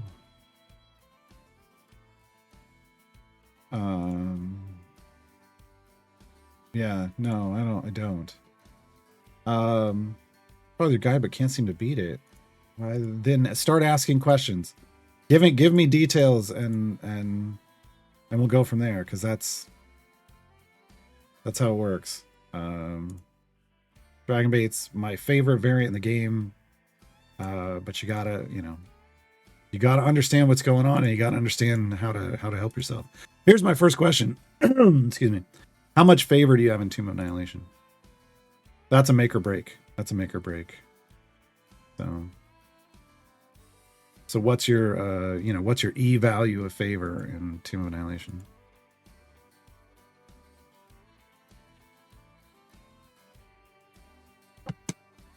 Because we absolutely smoked it in this playthrough because of the power that we had. So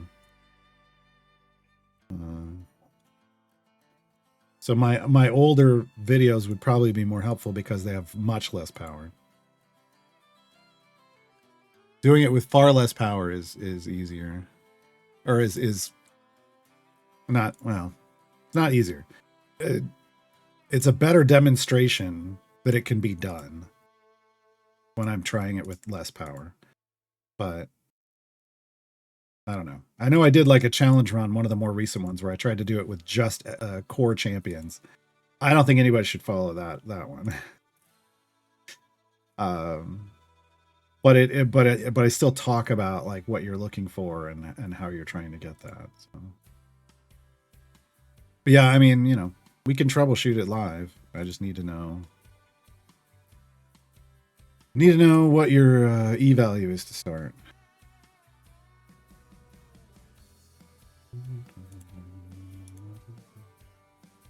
I can even pull it up. So I can see what I did.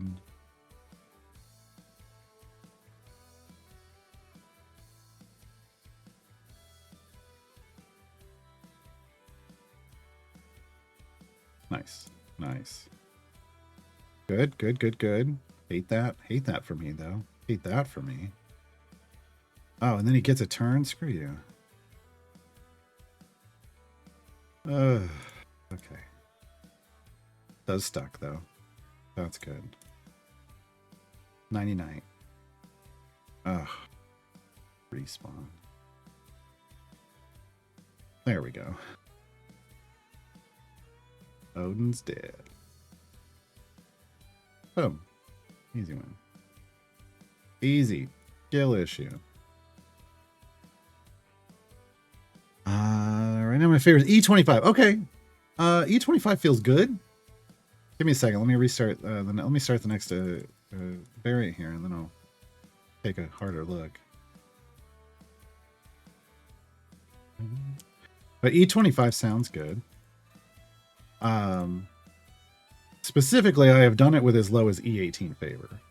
So E25 sounds like you at least have some of the math correct.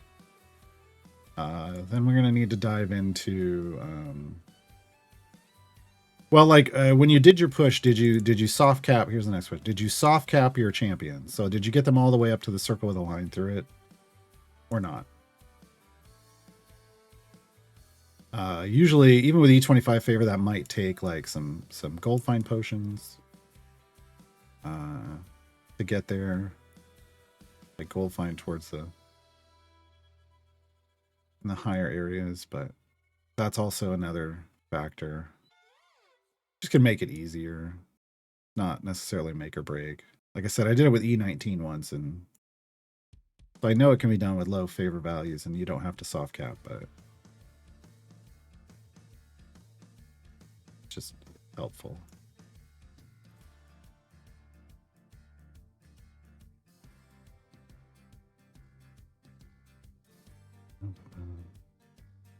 Question: is it more valuable to play Idle Champions on Epic or Steam? I don't know what that... I don't know what... I mean, you even put valuable in parentheses. So I need you to define what you mean.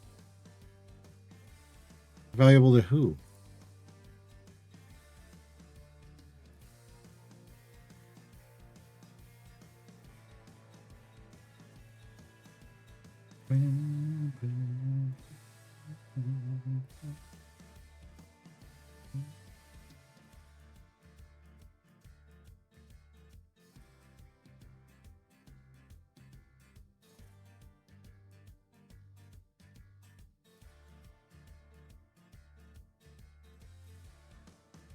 Yeah, I mean, I have mostly my example formation is just using crawl, because if you only have like one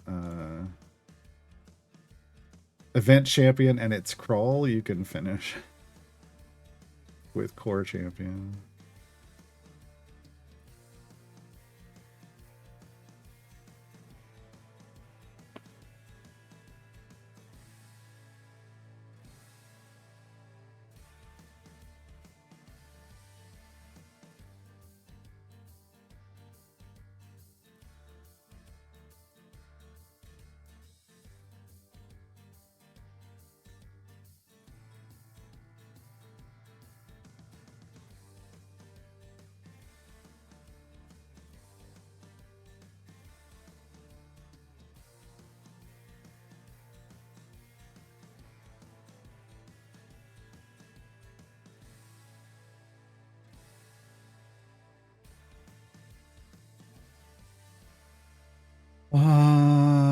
Can't really remember, but I think I did. How important are item levels? Not as important as some people make them out to be.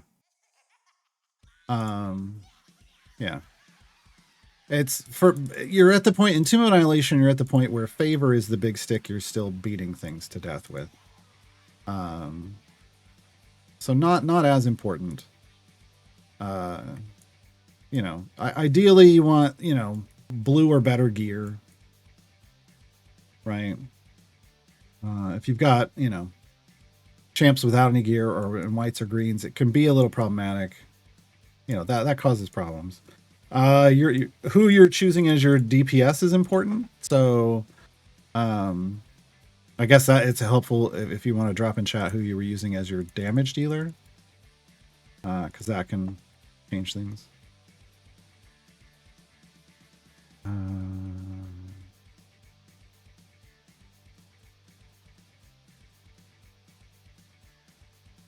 Yeah, I mean, so Epic, yeah, but I still don't know what. But they're probably talking about 5% cashback and the possibilities. Oh, so yeah, Epic does have the thing where you're getting like store credit when you spend now. Plus, a lot of people feel like Epic gets more giveaways, and I haven't tracked that. Might be true.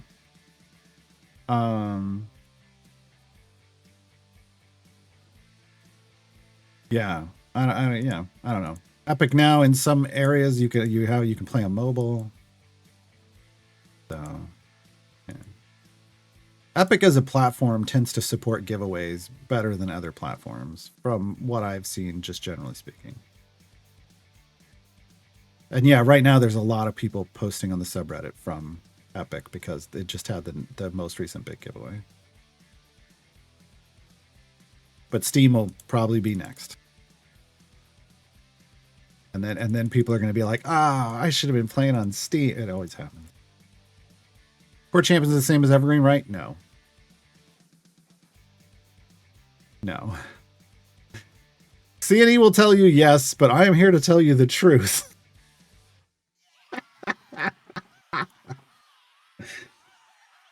Look, there are 3 options here.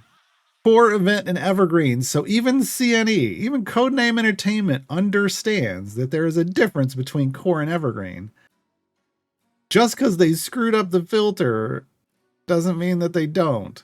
These are their core 12 champions. This is it. This is the core. Okay. Now they screw this up because under Evergreen, they also list. Oh, I need to do unowned. They also list the core champions under Evergreen, and that's super confusing. That's super confusing, and they need to fix it. If you're gonna, there's no reason to have the core. Do not use this argument as a reason to take out the core filter either. There's no reason to have the core filter if you have this. There needs to be core and Evergreen. And Evergreen shouldn't include the core. I will die on this hill. Stop it, J-Dog. So this game started with the core 12 champions. They will always be the core 12 champions. Evergreens were literally defined. They were termed Evergreen by Chris Dupuis, and the devs all complained about it a long, long time ago. And they complained about it a long, long time ago. And the reason he called them evergreens, he hated that they hated that they got termed evergreens, and that the community picked it up.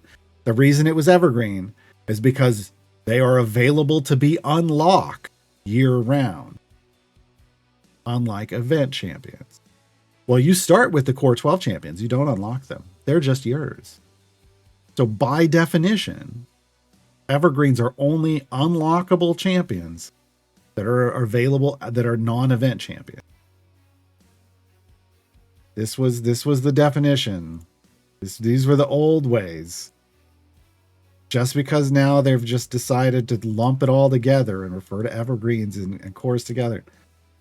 It's because the reason they do that, I know what it is, but that it's not a valid enough reason. The reason they do that is regular silver and gold chests drop gear for core and evergreen champions.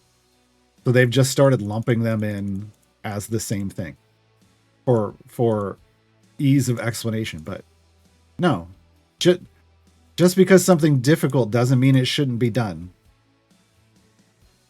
They're yeah. So they're not the same.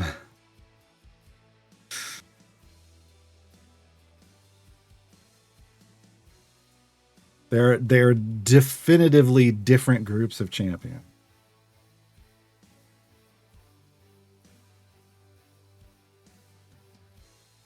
If core was a subset of evergreen, it would be a checkbox that comes up under evergreen. But again, so don't get into that. Don't get into that with me. No, Bayou Shakira. No. They're the default champions that you start the game with. No, core and evergreen champions come their gear. I don't want I'm not this isn't a joke to me. I don't want to have this argument in this chat. And you can be like, well, I don't care. I don't care. Core and evergreen are different groups of champions. There's literally things in the game that call out the separation between core and evergreen. So.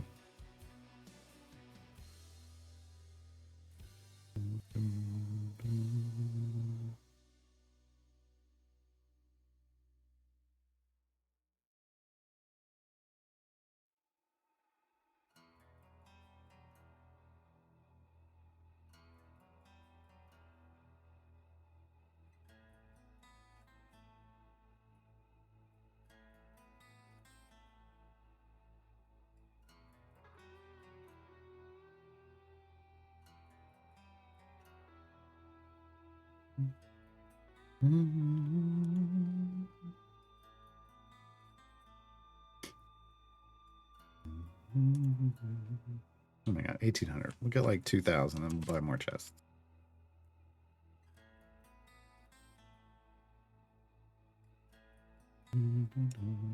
Wow, haven't even filled in either of those.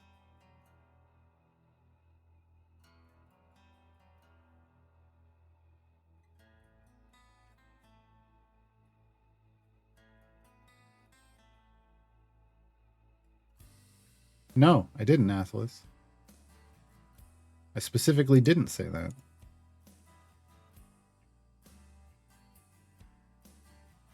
I said the reason that everybody has decided to lump them in together is because they get their gear from the same chest.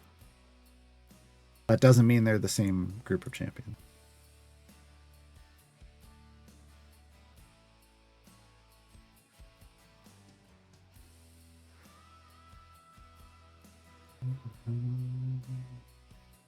I mean, it was wild when they started giving them all individual chests. Like now, the core and evergreens never had. Early on, they didn't have their own unique chests. They would just, whenever they did giveaways, they would give away generic gold chests. But then they started giving them their own chests. That's neat, but like then they don't give you enough because there's any other, like they'll give you, hey, you're gonna get 3 Dritz chests. It's like, well, that's a freaking waste. Why would you do that? I'm never gonna get another named Dritz chests like randomly from playing the game ever again. So why didn't you just give me 4 so I could hit the pity timer and have an epic? Rude. Rude.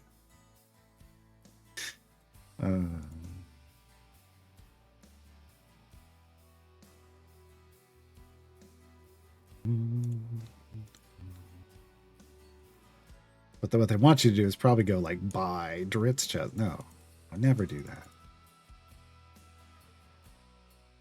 Ugh.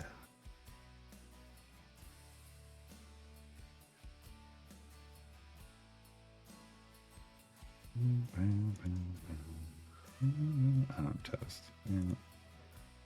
Well, I had to let them have our mons, so I didn't have to deal with Fabian. Fabian's freaking.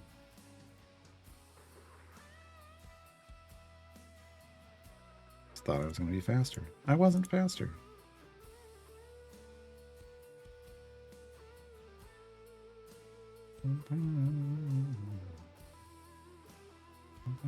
How does he keep getting turns over and over and over?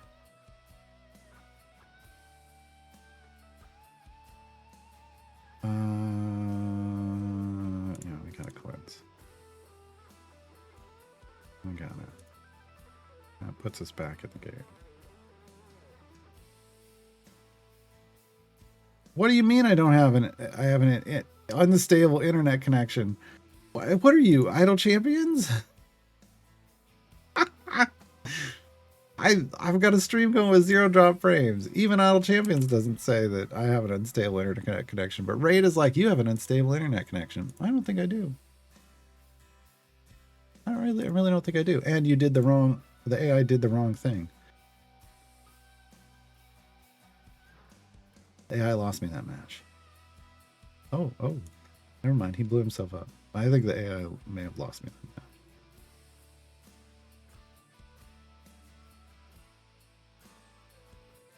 We'll see. We'll see. No, you brought him back to life. That's fine. Oh, Jesus. Oh, Jesus. Save me, Jesus. No, you weren't supposed to go next. God dang it. Ah. There. Blow up. Thank you. I still won. Ah! Take that, unstable internet connection. All right.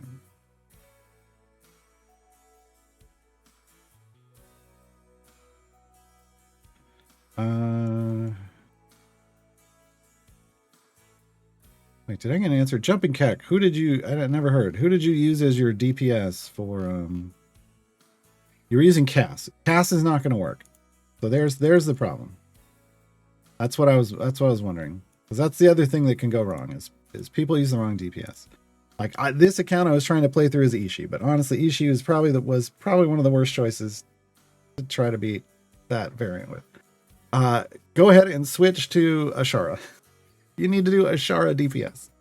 I know that seems odd, but Ashara and Potpourri spec for damage, and then whatever the second spec choice is hopefully if you can get, if you just naturally happen to match 4 with your best supports for Ashara, but otherwise you just need to use the strongest supports you have. Make sure you have at least 2 tanks with health share. Yeah, but you need the multi-hit. A single target DPS against Valindra Shadow Mantle is basically useless. Unless you have so much power you can overpower that fight. Some people tell you, oh, you can do it. It's like, yeah, you can do anything with enough power, but to do it the right way, you need to actually build to defeat the boss, and to build to defeat the boss, you need multi-hit DPS. And Ashara, that early on, Ashara totally fills that role for you.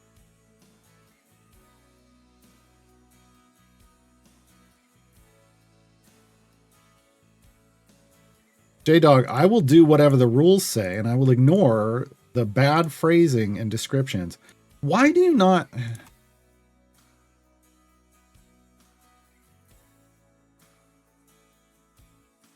I don't understand. So this is how we do this. I literally said earlier I'm not having this discussion, and then you chose to just pick an argument again. So, I don't know. Sit in the corner, I guess. I was real clear. I was real clear about it.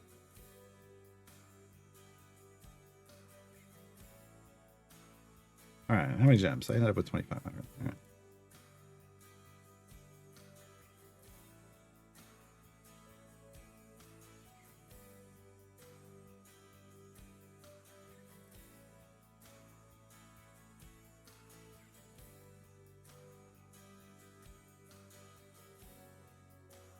Beat. Shadowheart.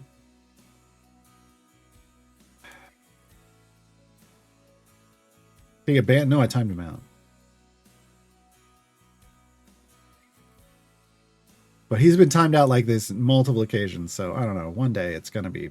I'm just gonna kick him out of the chat if he keeps. If he wants to start fights sometimes, just for the sake of starting fights and be pedantic, and I don't want to do that. That is not enjoyable for me on streams. All right, we got another epic. So we're down to 32. That's nice. Oh, you know, your questions are 100% welcome, Blood Particle. Yeah. I'm here to answer questions. I'm just not here to put up with J-Dog's shit.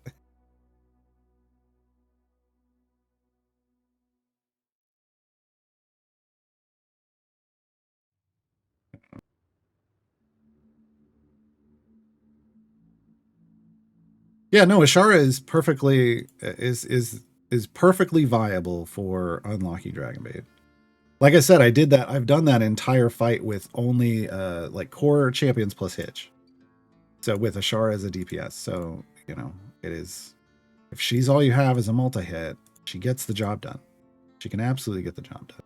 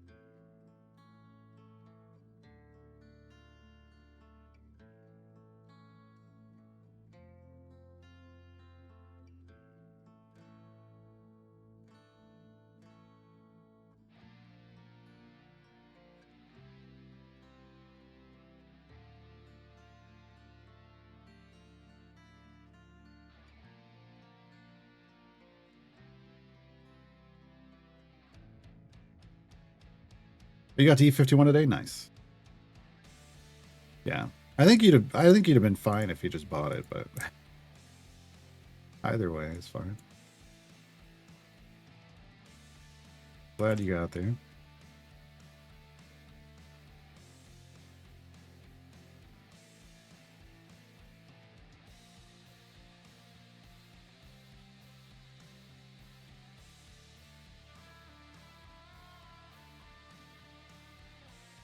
I mean, there's 2 middle rows in that fight, Shevik, but yeah.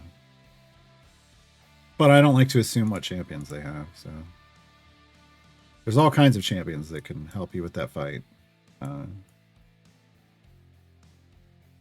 But all I needed to know was that they were trying to use cast DPS. Any single target DPS will single target or single target with an AoE, it's going to fail against Belindra unless you were just seriously overpowered going into the fight.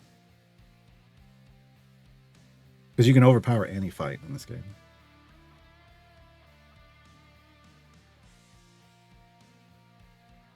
Dragonbait, yeah, Dragonbait is really solid. I mean, I'm using Dragonbait right now.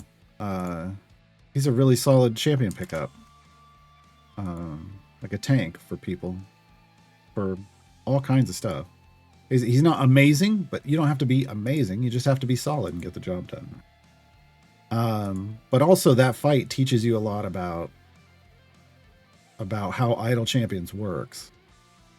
So before that point, it's like, oh, just do the most damage. But that's not how the game from that point on is going to work. You have to be able to do damage while also surviving, and that fight hammers that home.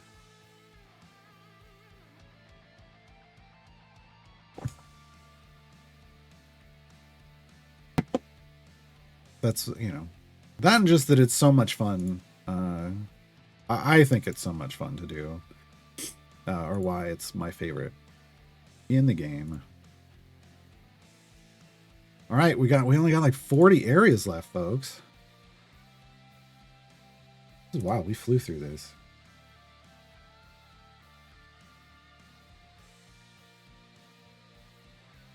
Trying with Grimm's DPS, but didn't have enough survivability. Yeah. I mean, Grimm's interesting because he can basically build up the chunks, right, to take it out. But yeah, you got to find some kind of combo of survivability and chunkage. I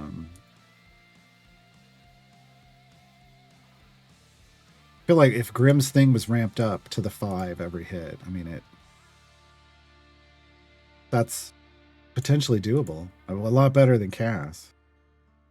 Another thing is to remember to always, like, when you're on that final level, have a fire breath potion going so that it's what's killing all the trash mobs that are coming out, because you don't want them. You want your champions hitting Valindra and not the trash. Trash are like, Valindra is sitting there and then there's all the enemies streaming out. That's trash. Those are trash mobs. Or ads or whatever you want to call them, but I call them trash. Because they're not there to actually put up a fight. They're just there to distract you.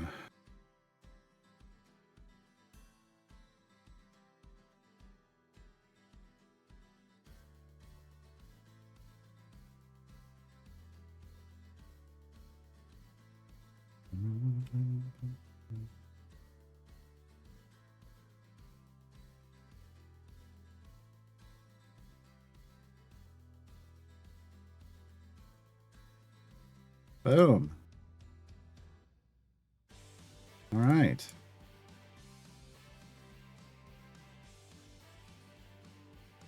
So that is Vajra. I'm actually going to reset this because now we're done with her stuff here. Well, I know we can do both of these for you, so I'm not going to get all. I know we're going to be down here. So we're going to convert this all into global, or we're going to lean more into the globals. Okay, so from here on out, we can try to be optimal.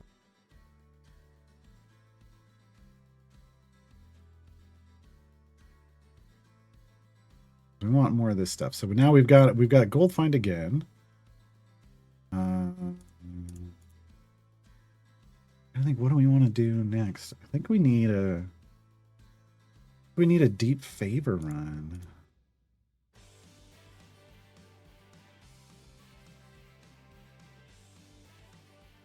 Like, look at how many I just put 29 out of 40 into this before we could even put one here. Oh, wait, kind of should work, and it for all of them, and it doesn't seem to. So is that gonna just let me?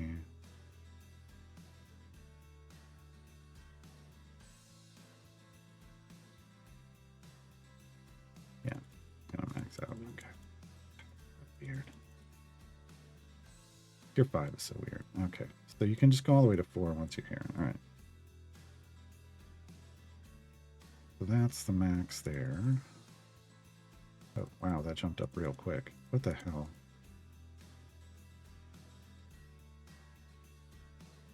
What the hell? So weird. This is a good one. Golden gifts. Gold chest drops have a higher chance of being doubled. That's going to help us get more gold chests. I wish we could get that one higher, but this is as far as we can go at the moment. We could throw some points over here for, I don't know, just safekeeping. It doesn't help us at all at this point to even put anything over here right now. All right. Let us go to no patron. No patron, no patron, no whammies. Stop. I'm going to click. Dang it, this node. There it is. We're going to go to Tale of Two Cities. Do a deep run.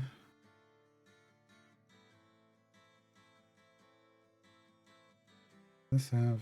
I don't think this is. I think this is this. Okay, but we need to get Whittle in here now. So Whittle would go in for Halson, yes.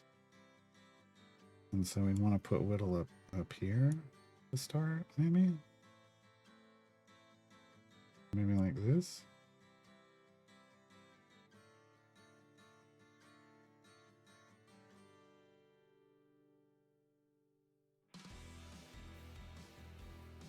Sure, like this. Okay.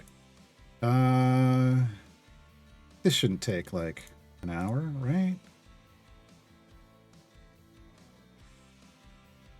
We're fast now. Should be able to go real deep in an hour. I basically don't want to use the big ones, even though I'm always like, just use the big ones. I don't want to. I want to see if we can do this in an hour now.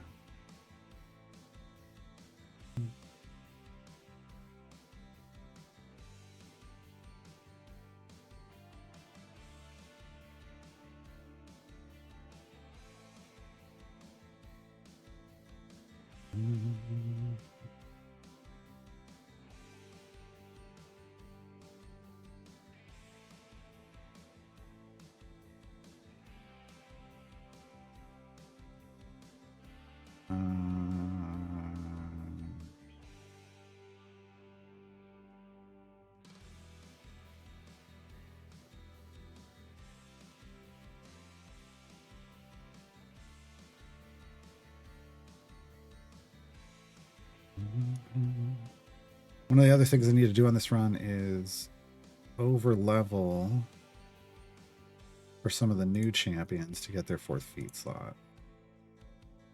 Okay, so what's our favorite here? We have 674 E37. Here's the thing.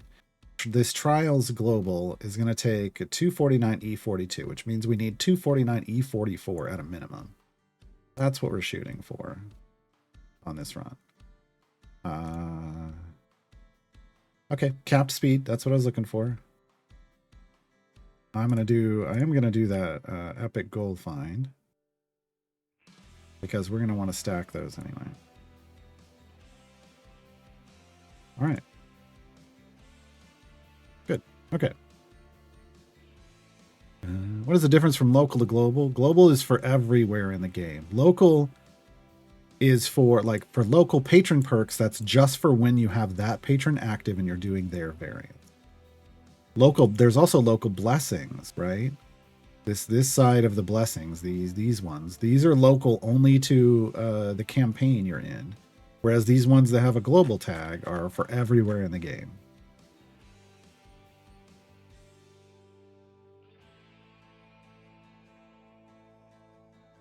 Obviously, we really like it when the things are global, but global values are smaller values because they're available everywhere. They don't want to make them too strong. Whereas local can be super high because they just want to help you just really blow through that content. I asked CNE about setting up in-game pop-ups for no clicking string on the game is canceled. I have not. Clicking official channel. Yeah, I haven't. I mean, one of the things is because this, like, I only do these runs. This account is limited time only, so it would be for a while. It wouldn't be forever. And I don't know. The Whittle still only has 2 feeds. Okay. Okay.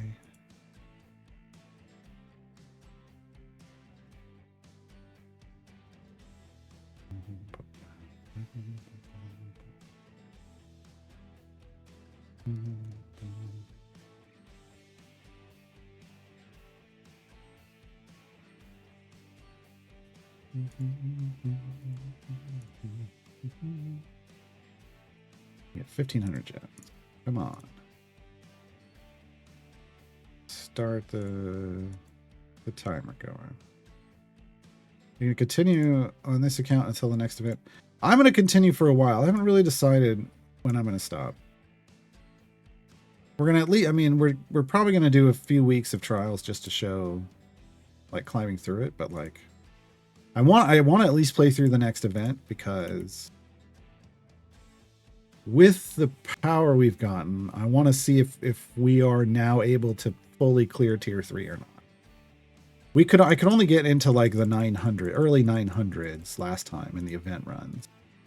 So I could get 1 or 2 of the tier 3 stuff done depending on, you know, what the restriction was.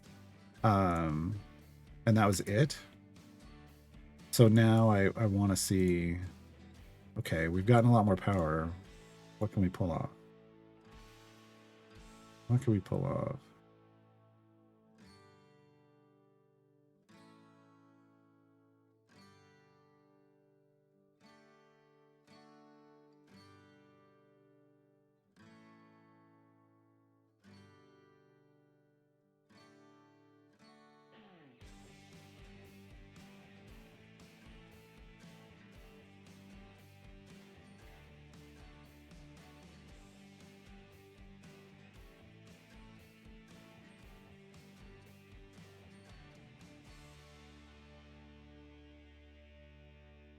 Okay, hold on. We're having trouble with something in Siege. Lots of stone skin. I mean, that makes sense. Okay.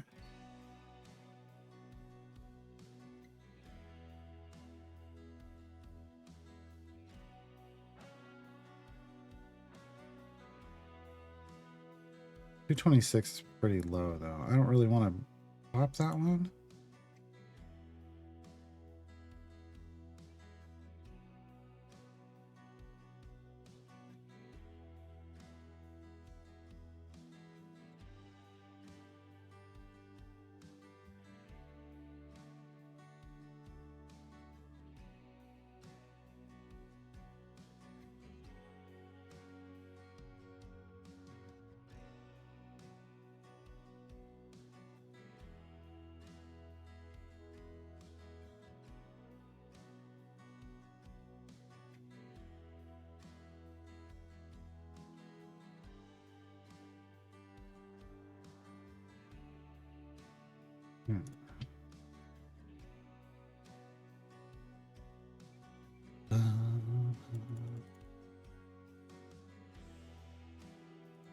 But yeah, we should be able to. So, like, at the very least, we're gonna by then, well, here fairly quickly, we're gonna unlock Zariel. I need 50 champions, and we're at 45. Yeah. And then, you know, so I'll demonstrate doing, you know, just running through the patron variants for Zariel as well. I think we'll dip into Icewind Dale, because the challenge is always like, can we absolutely smoke through Xeraphon's unlock? And so we'll see if our random champion selection lets us unlock Xeraphon.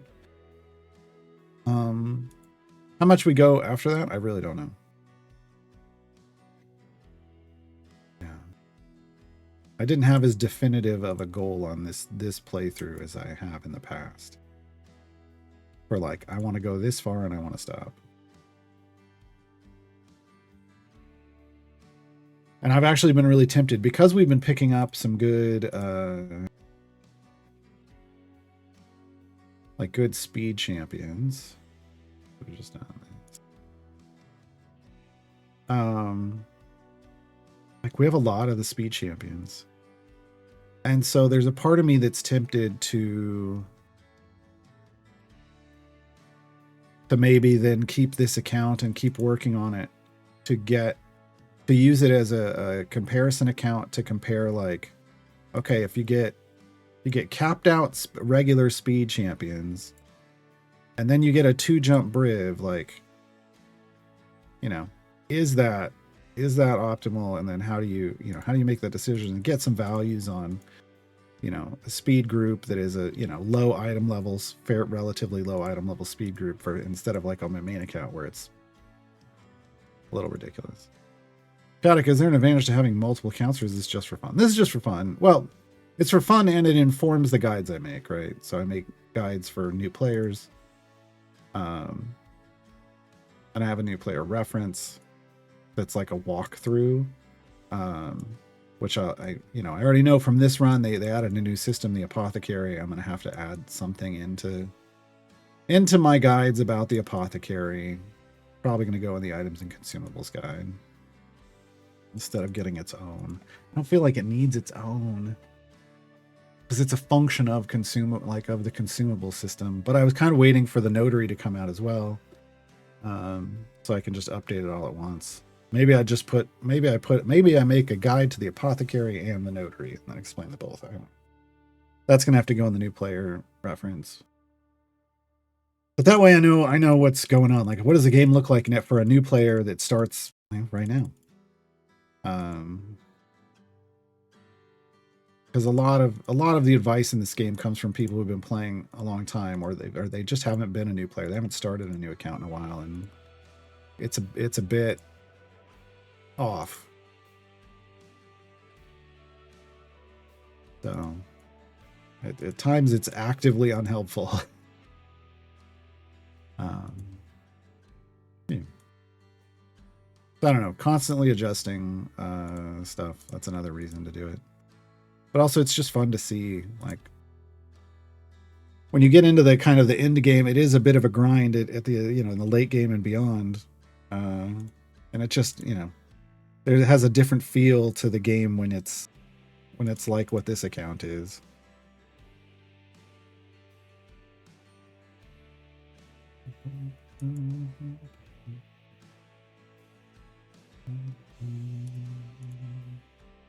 So this run, I mean, ideally,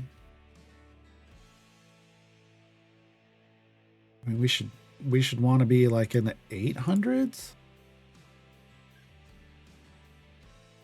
We should definitely get into the 700s, but I feel like ideally we'd get into the 800. I started like 3 weeks ago, just a few days after this playthrough of yours, and even I would do things differently if I'd start again. Yeah, I mean, but there's no real reason to start again unless you just want to. Normally I do free to play. This one I did throw a little bit of cash out at the very start just to see what that was like with the new shop. Yeah. Better use gems on familiars or chests. Generally speaking, gold chests. But that doesn't mean that you don't occasionally buy familiars, right? Like, I obviously have familiars out here. But like if I come over to the store right now, my next familiar is like 30,000 gems. That's not useful for me. It doesn't provide power. It's a quality of life thing. So usually I'm going to want to be spending gems on chests. And if I'm saving up gems, it's like at this point, it's not for a familiar. It's going to be for like feats that make me go faster.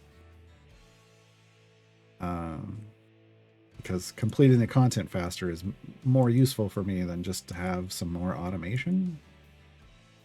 So it just depends on how many familiars you have and what they cost. I don't like to. My thing is, like, if it takes you more than 5 days of regular play to save up for something, then you should just be buying gold chests. Next one's 10k. That's not that far off.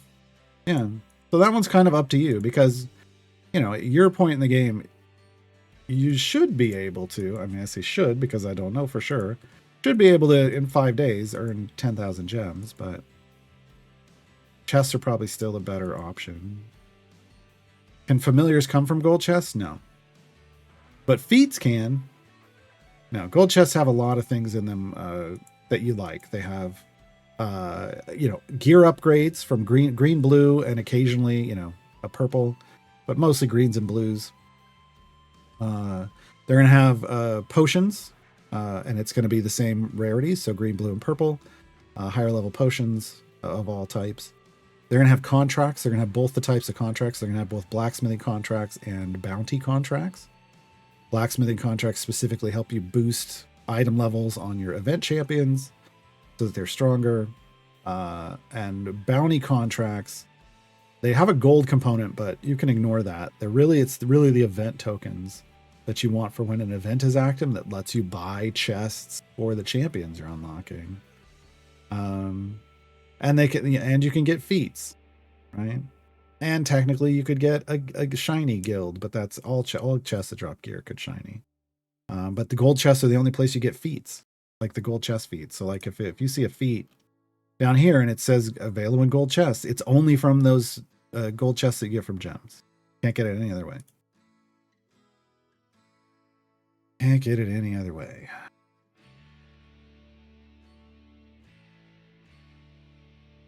All right, we hit soft cap. Now we got to level over it. So I unlock it over here. And I level over to try to get to... There we go. Here's our feat slot. Did I get it down here too? No, 2050. But no, familiars you can either straight up buy for gems from the shop, or you can get from the patron shops, which we've unlocked. I need to go to Vajra's. I forgot to I think we unlocked access to one there.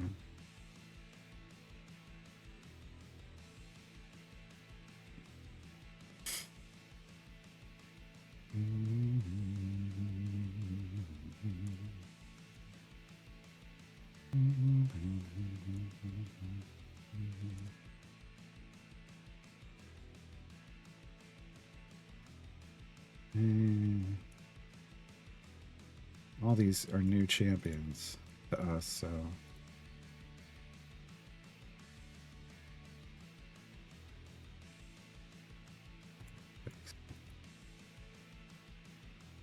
hang on. Oh, Warden.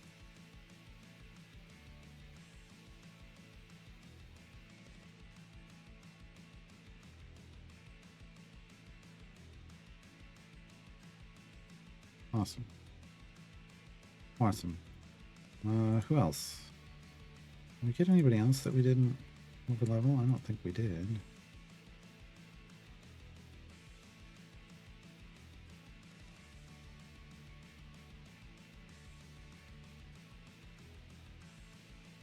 Did we over level Alendra? Nope.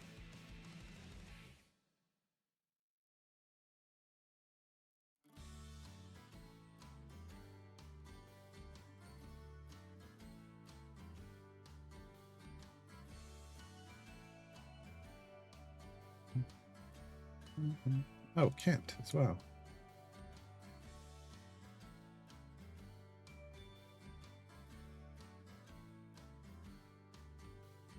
Oh, awesome.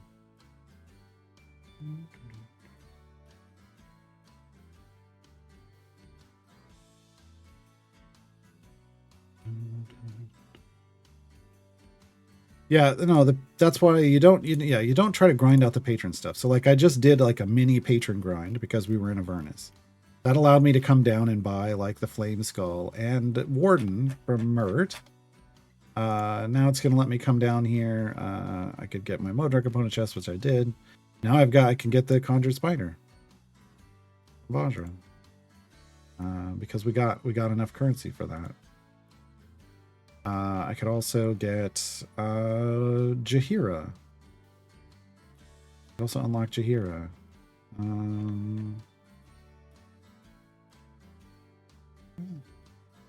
Yeah.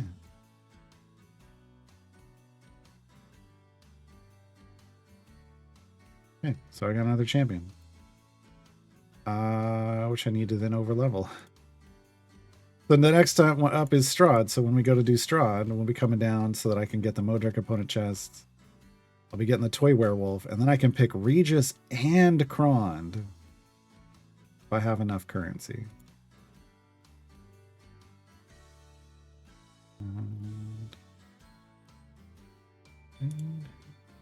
Where is she? She's over here. Okay.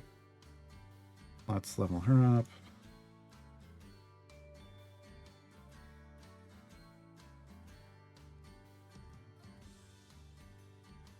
There we go.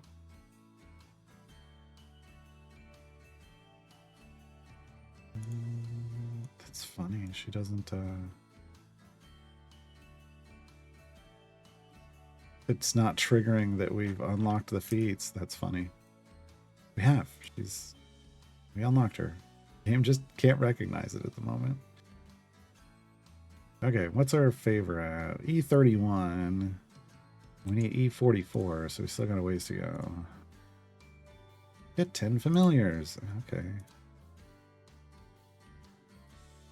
And the reward is a regular gold chest? Sure.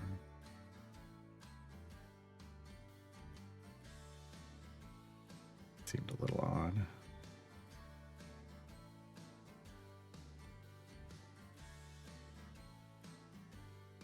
We're still using the speed team, though, so our speed team is cruising right along, folks.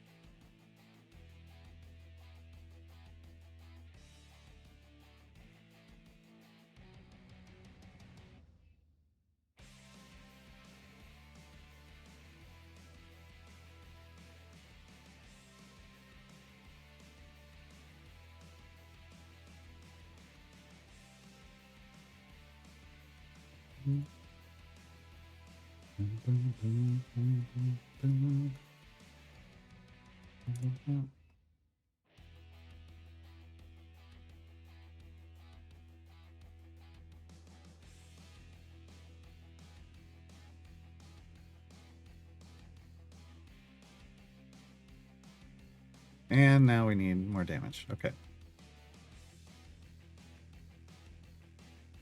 So, man, you can see that whittle effect.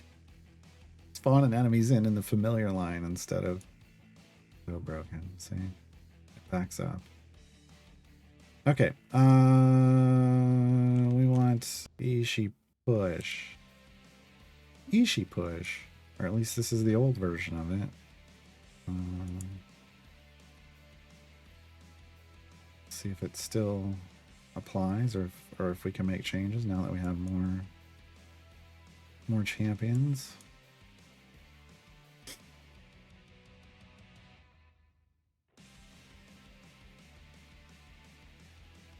Come on, all the way. Let's go all the way. We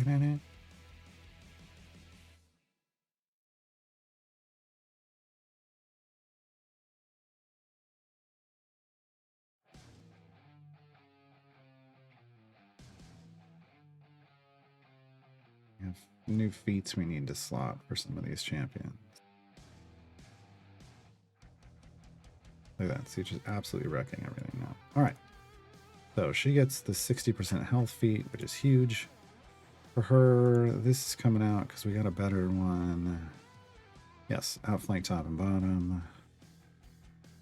Ceramorphosis, I guess, is probably good as well. Still don't have enough there. Do we get anything new? Rapid treats, I hate it. We're not using that. I don't think, are they in the party? They are. There are Shredder. Okay.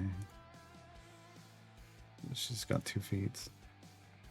Damage on champ is 25%. Yeah, that'll take the place of the 10% one. Okay, again, 25% takes the place of the 10%. Does math numbers go bigger? I want the gold found. Yeah, but do I want the damage? Yeah, because it's the base effect. All right. Great a little. All the action. Oh, that's the speed effect. I don't care. Oh, we didn't overlevel Deacon enough. There. But he doesn't have any feats anyway. All right. This is good. Oh, hold on. I got more familiars now. Oh, we didn't want that there. Here, maybe?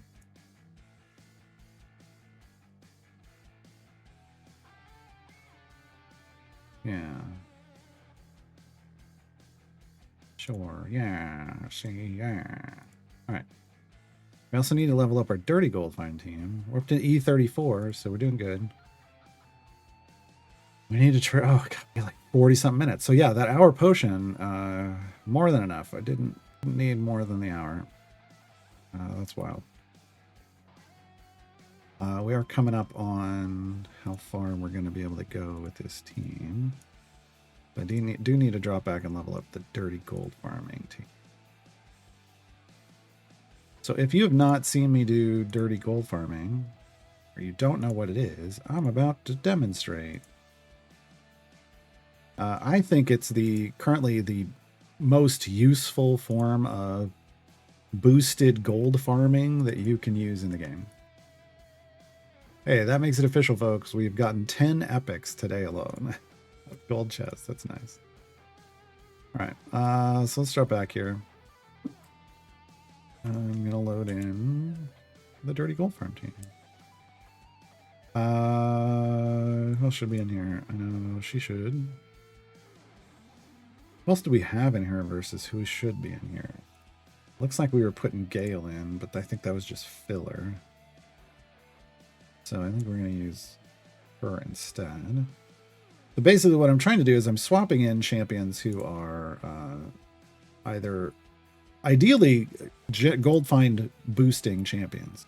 Like pure gold find numbers, not on hit, not anything like just boosting, straight up boosting gold find numbers. If I don't have those, then speed champions. Then we want speed champions in. Which I think is how we have this set up. Looking, yeah.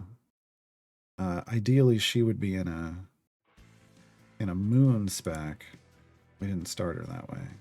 My bad. Okay. Sokka, it's over here. And so the idea is to be able to collect gold with as little work as possible. Make as much gold as we can with as little work as possible. So here, save dirty gold farm. Okay. So if you'll note right now, the gold find percentage at the top left up here is E48. So if I go back to my pushing team, holy crap. Well, that's a horrible demonstration. It's E48. Astarion, you're a jerk. Okay, so I don't have a good swap at the moment, apparently. What if we put Astarion over here? And now it's E49 to E50. So Astarion is being a jerk.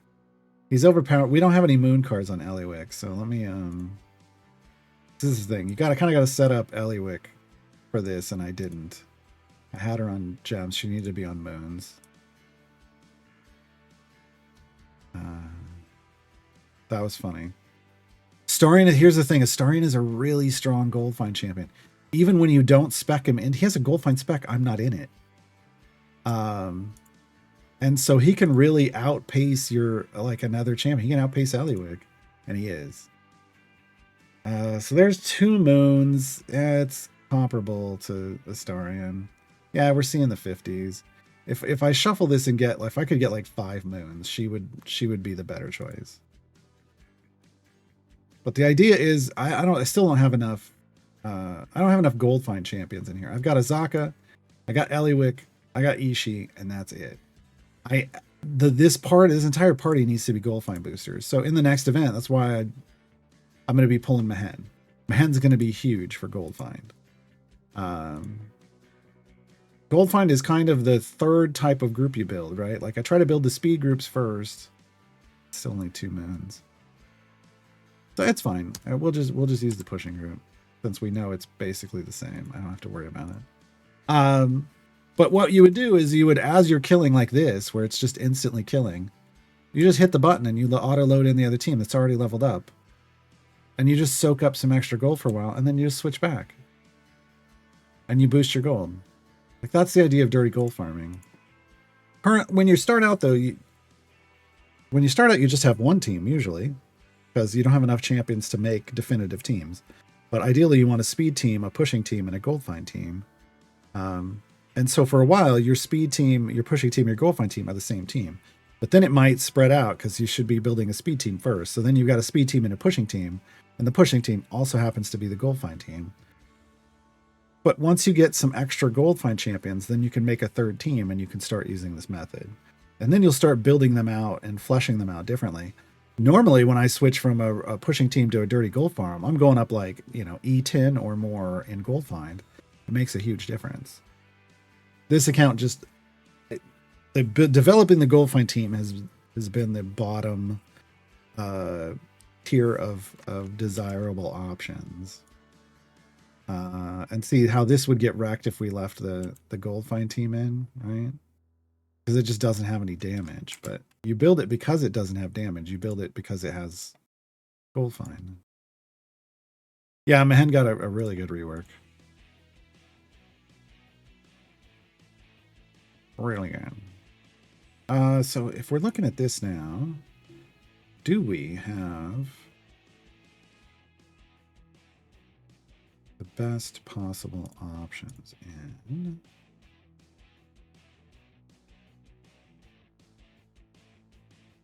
I mean, we might swap Shadowheart out for Gale. Those are the best options for sure right now. She's going to be the best there. So there is an argument here to swap Shadowheart and Gale.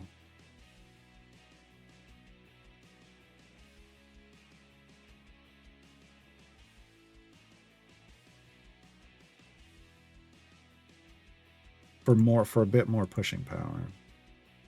So I'll keep that in mind.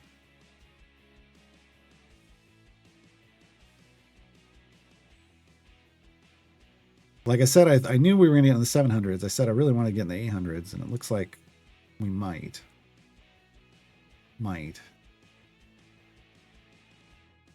We have to. If we want to get into the 40s, kind of have to. Probably going to switch cores, too. Technically, this should have more pushing power than our fast core right now. Level 3 versus level 4. I also only have one gold find node over here, but I've got 2 over here, so there's more gold available there too.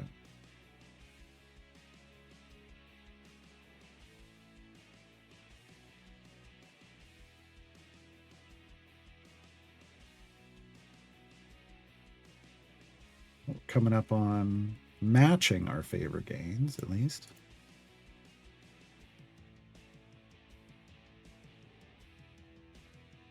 Grumpy's weird. Grumpy and Gruff are great though, because you just build around Grumpy, which, yeah, it takes a little work. He's got some feats that give you even more things that you can add in, but multiplicatively stack, so it's worth it.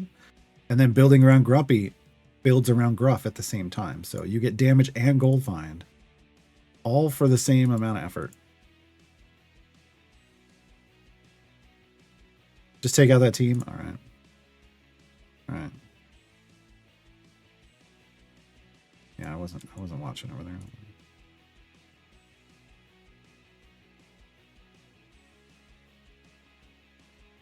I mean, it's using an arena speed lead, so it's like, what are you doing? You're pulling a me. Don't do that. Wait, where is?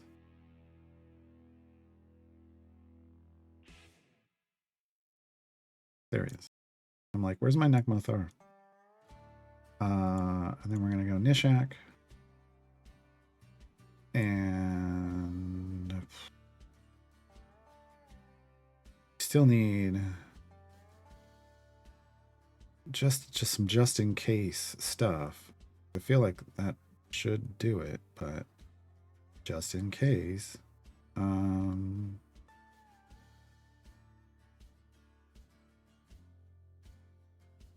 Did I Armands last group? They're just Alice.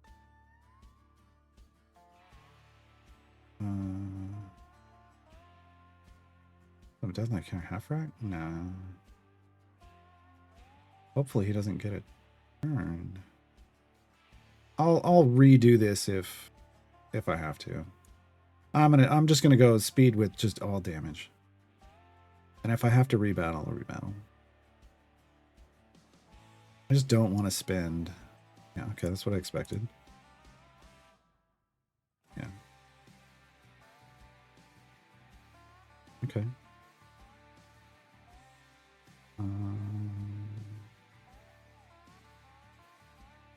There she went. Oh, Jesus.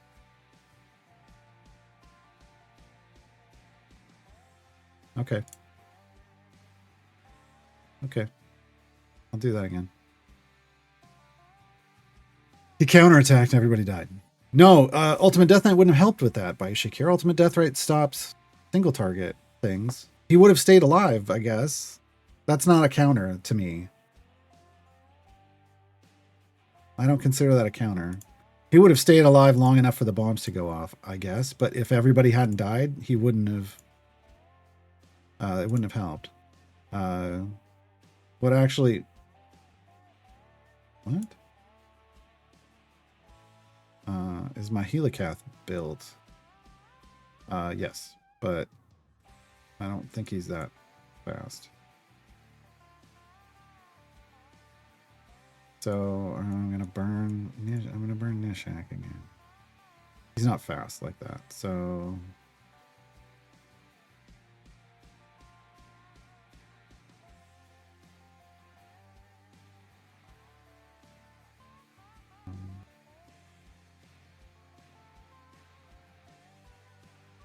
yeah, I mean, I guess I can do Ultimate Death Knight, and we just have to hope that that works. I think I'm gonna do Torment.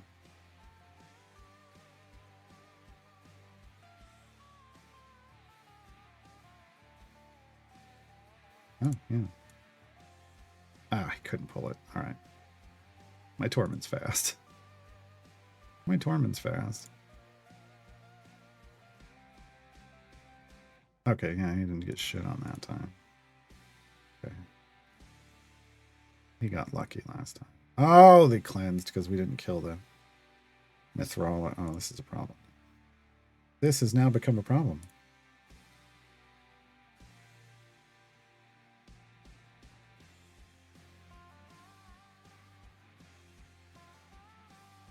Because we nuked Mithrala last time. I didn't bring anyone to revive. I'm an idiot, is what I'm saying.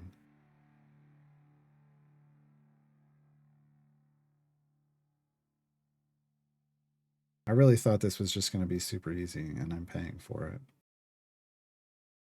And I'm paying for it. Oh, and she didn't die? I really screwed up. This is my fault. This is my fault.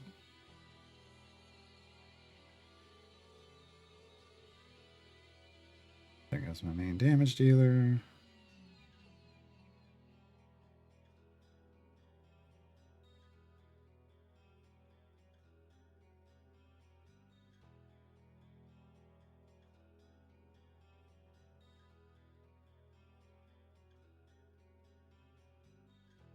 Okay.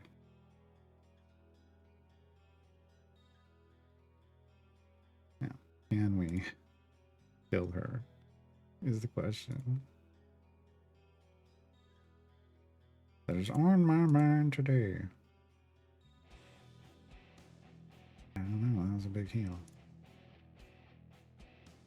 There we go. We're good. Okay, opened. That was a waste of stuff, but there you go. Stronghold open. I gotta get better at judging that stuff. All right, how are we doing? We wall at mid 800s. How's our? We're E39. That is not enough. That's not enough. Okay, so let us swap cores. Does that help at all?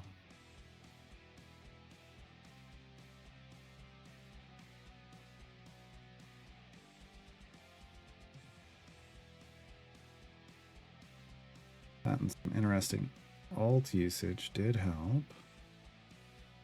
Human is probably who needs to go.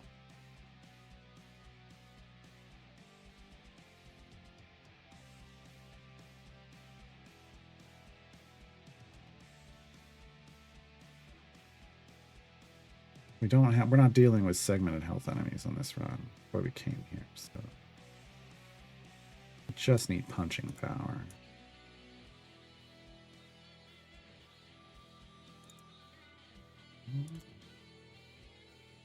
There we go. Punch him in the face.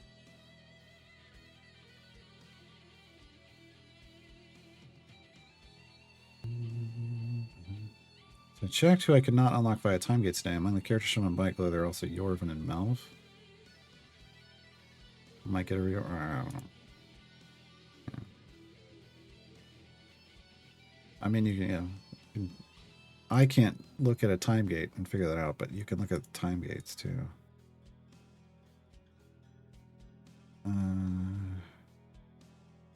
Yeah. Or that's where you look, but I don't know why Bike Glow got commented. Yeah, I mean, it's just they just pull the information from the time gates.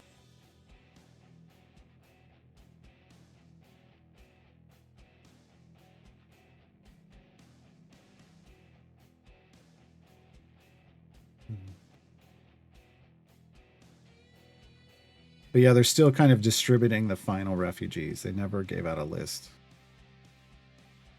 for that, so. All right, we're in the 260s, so we're still kind of in the 260s for damage max. Feels a little weird. I thought we were going to be better. I thought we were better than that at this point. So maybe we didn't gain as much. I mean, I feel like our patrons stuff should have at least gained us a good chunk more than that, but it doesn't seem to have.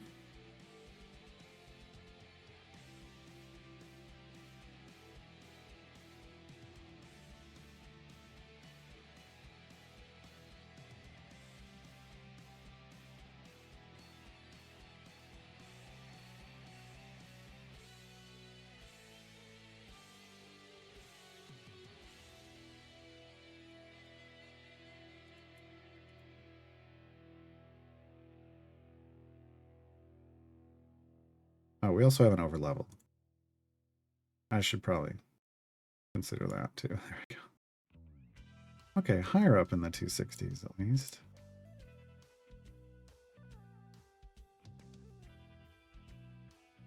Slightly better.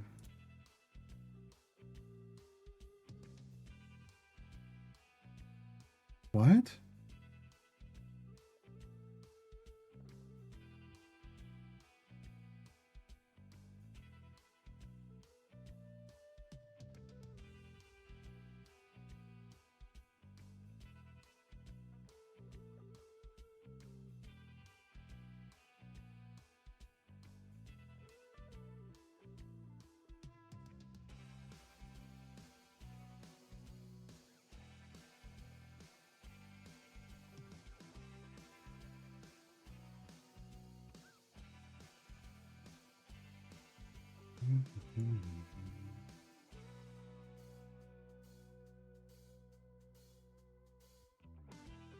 Okay, we're looking at 270s.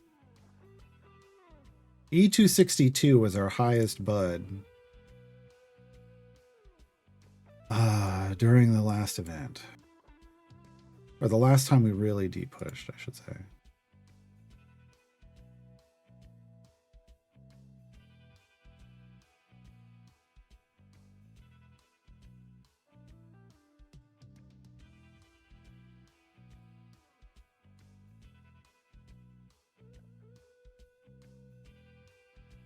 But yeah, no, now we're climbing into the mid 270s. All right. All right. We're good. We're good.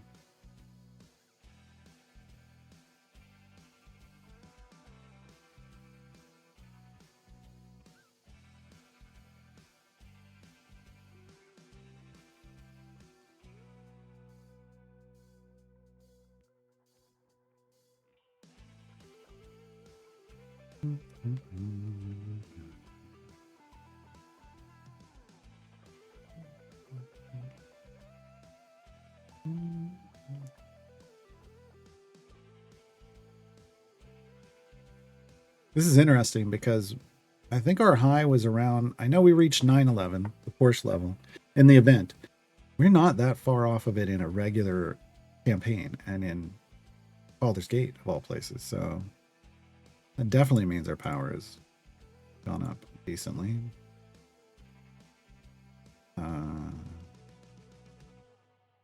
Although I think the combo of ultimates is not popping off the way we kind of need here.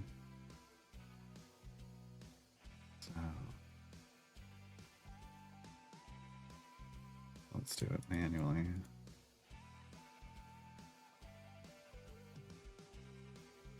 That one already applies. This one's already maxed. There we go. I was like, we're gonna get there. That was weird. All right. That was weird.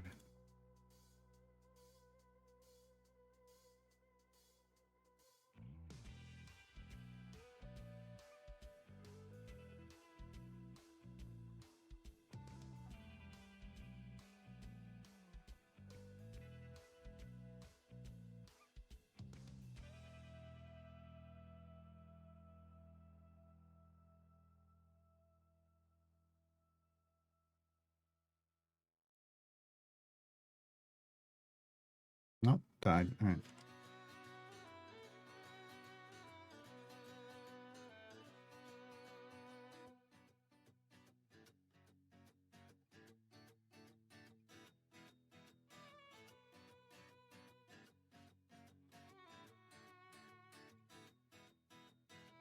Okay.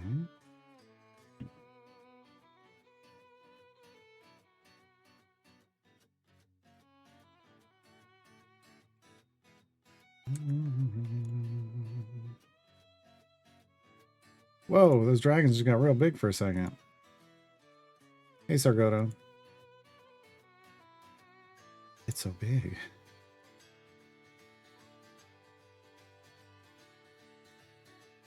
It's weird. Find them with Dragon Bait. Not both the others. Come on. You can do it. You can do it. I believe in you. Apparently not. Apparently not.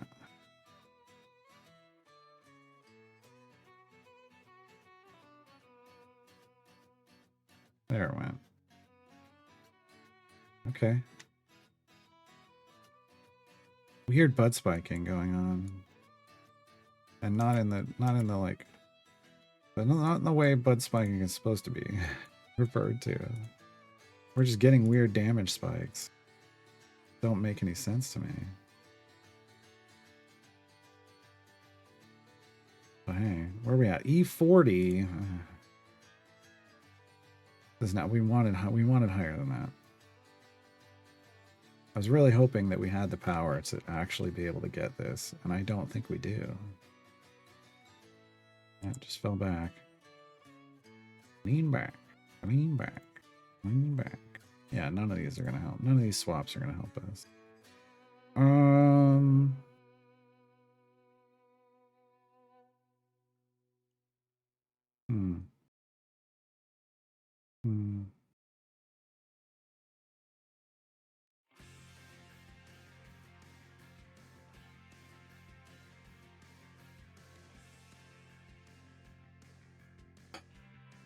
Come here, Guinevere. Come here. Sit on there. I think to go further. Forther.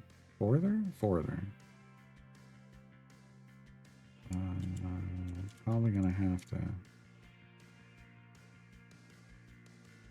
bring in my friend, your friend, our friend, Carlock. I don't see it happening otherwise. So, see what happens.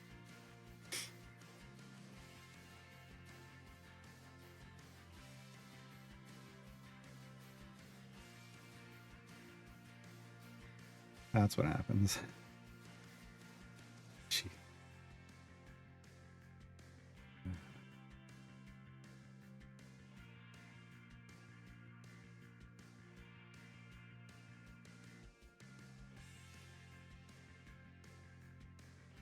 So now is where the Swapping in a dirty gold farm would help because our gold find just dropped. Our gold find just dropped a lot, right? Problem is, if I swap it in and I swap back, I'm gonna have a different champion. So let's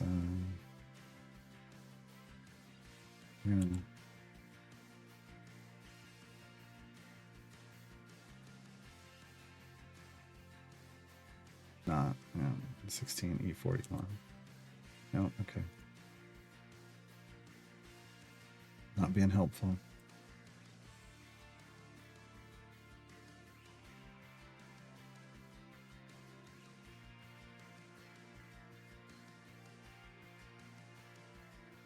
There we go. 283.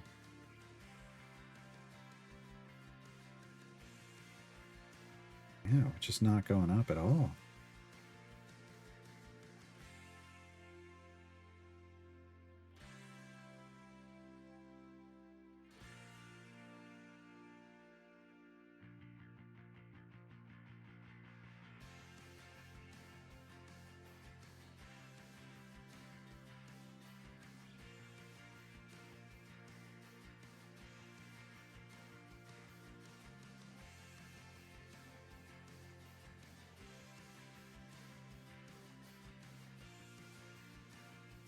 Oh, also we had Galen.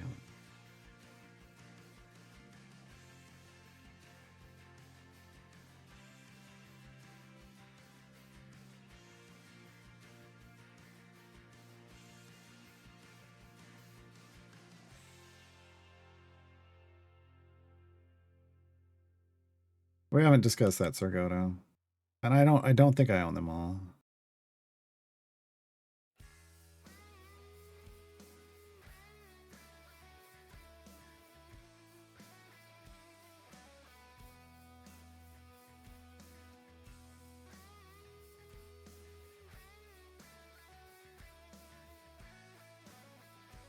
Did we just...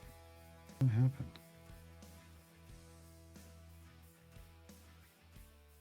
There it goes. Okay.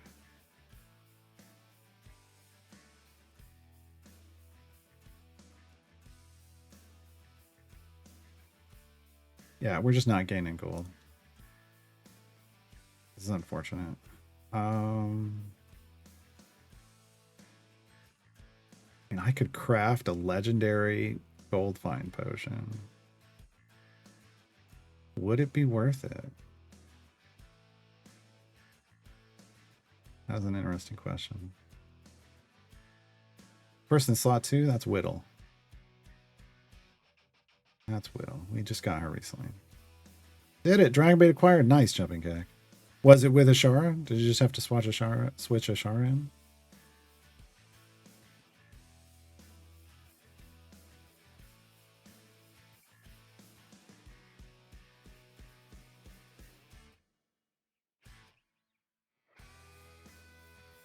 A lot.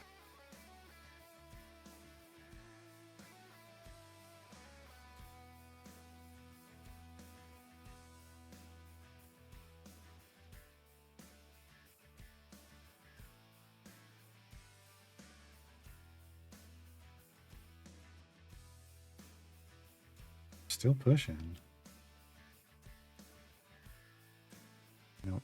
Nope. Got wrecked. Tried to do the dirty gold farm. It did not work. We got wrecked instead. 227. Yeah. That worked if I ulted perfectly. The ults, yeah, the ults you have to hold on to for like the last moments. I think I mentioned that in the guide. Can't remember.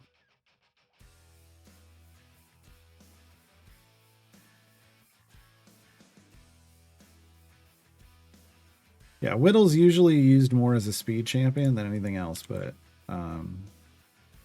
this is an Ishii account run, and she is a great pairing.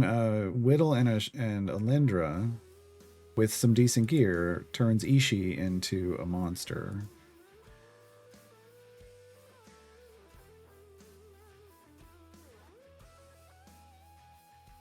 But everybody's got to have some decent gear, and we don't have that yet.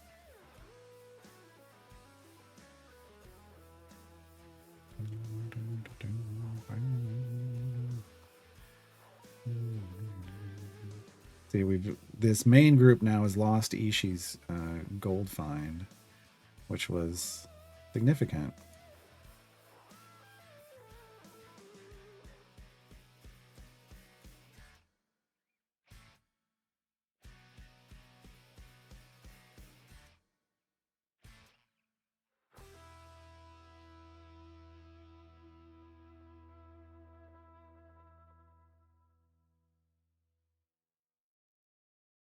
But I think this is the furthest we've ever gone. Right?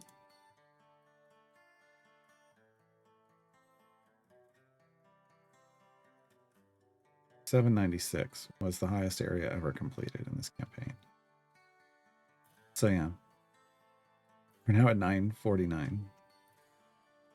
A little different. A little different.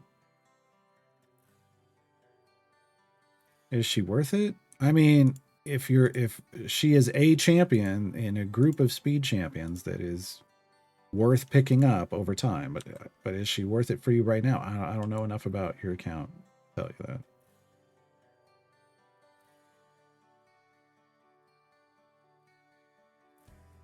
God, died instantly. God dang it. Can't even get the gold find group in for a moment. For a moment.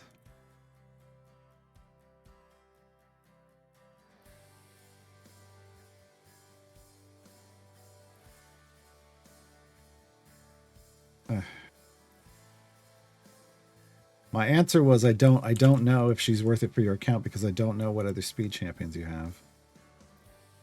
She is a speed champion that is worth collecting over time, but is it worth it right now in this moment for you? I don't know.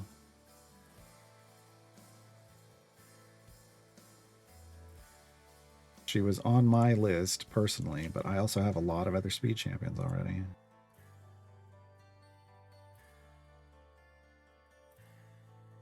Girl with the green baton. So you mean Diana? You only have Diana. There's probably better people to pick up than Whittle. Like you're gonna want Eliwick. She's not a speed champion, but you're gonna want Eliwick, and then maybe Shandy. Like Shandy's probably higher rated at the beginning than Whittle. No, she absolutely is. Shandy's basically a free speed potion. So Shandy I prioritize Shandy before Whittle. I also prioritize Human before Whittle. But Shandy would be the next up on the list, in my opinion.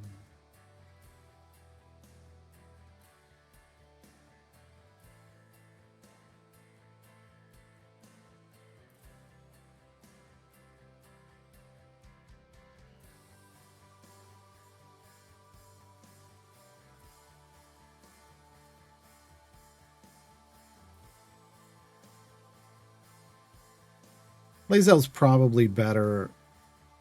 Well, I feel like Lae'zel depends for Lae'zel. I feel like it partially depends on what other absolute adversaries you have. But you're running a mixed group. There is a point where Lae'zel is efficient, and then I think depending on who you have, it's not so much. But she is a speed champion for a very specific scenario, and when she's in that scenario, she's great. Yeah, if you already have Lae'zel, then you definitely don't want to pick up Whittle before getting everybody else. Sitting on 20 or 35 time gate piece, no idea what to do with them. Speed champions. Speed champions. Yeah. That's the answer. Speed champions. We haven't earned any extra gold. I mean, we've been killing things, but our gold hasn't gone up. So I need to just... Oh, that's part of the reason. I'm going to just do this, I think. Because we spent the time to get here. We're going to optimize our time.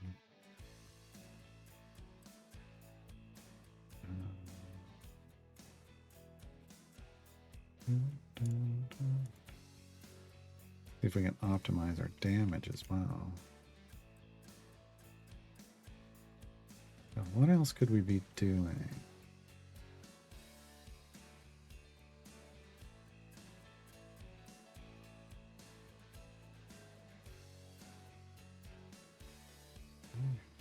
feel like this is good. She's just dying real quick, unfortunately.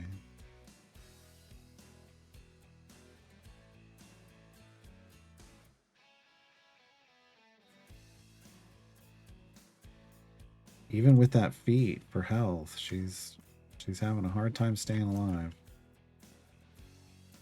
Just too much damage.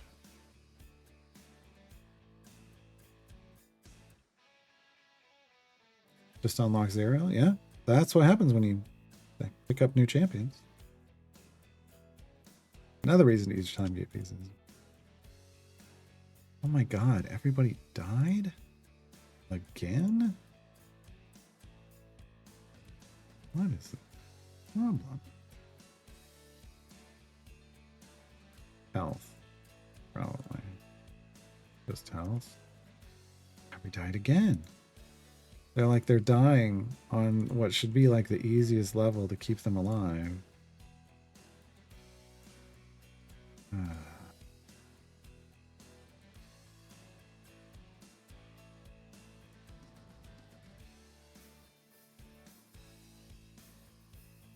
Come on. Everybody dies off. Everybody must drop gold. There we go. There's endgame gold. There's the E42. We really wanted E44 though. Can we get to E44? Damn it. Damn it.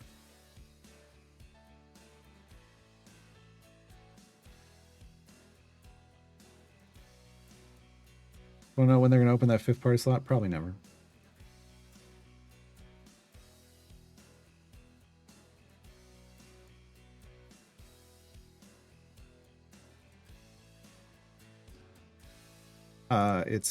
It's locked behind performance improvements.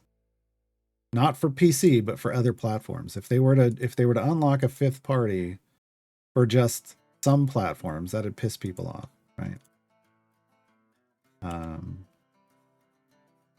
But it would literally probably just crash the game on other platforms.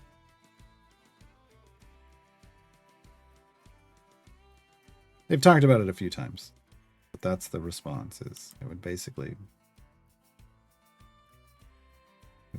kill their ability to have performance for certain groups of champions or players. Because you are running the game. You're running the game multiple times. I mean, even though it's it's processed, it's not processing heavily as this would be, but it's still processing pretty heavily in it. It's a big drain. 5E42. I don't think we're gonna get to.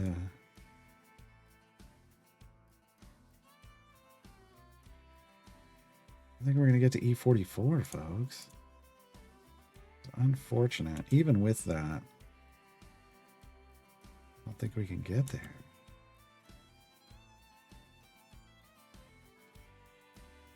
Can we pop this boss? Maybe?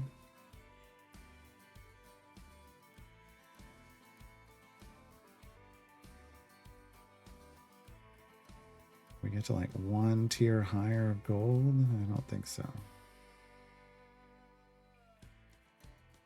Ooh, hey, knocked back 1,000 enemies. Oh, that's going to make a big difference, right? That 1%.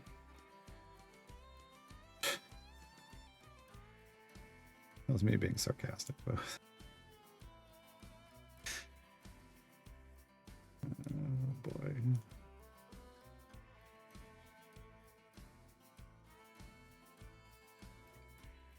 I'm throwing like everything at this. There, see, we did. We passed it. I threw all the potions at it.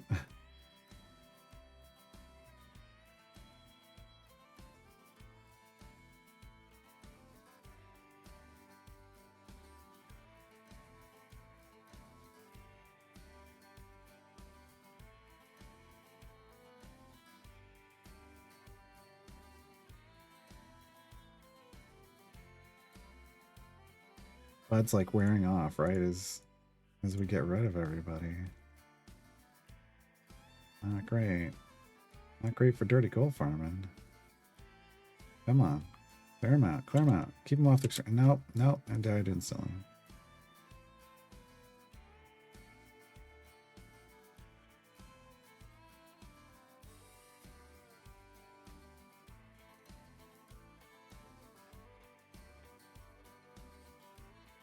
There we go. There we go. They're dying. They're dying.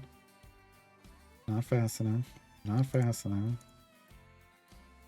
Nope. And they're back again. Yes, he's back. Back again. These spikes are real weird. We should need 298 to kill this off, but we're not getting even remotely close to that.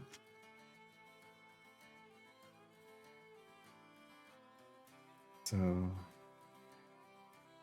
it doesn't really make much sense. This is part of the game that is broken in a way I don't understand. Yeah, we're not going to get there. I can just buy it and be done with it. And that might be what I just do. Because I don't want to fight it.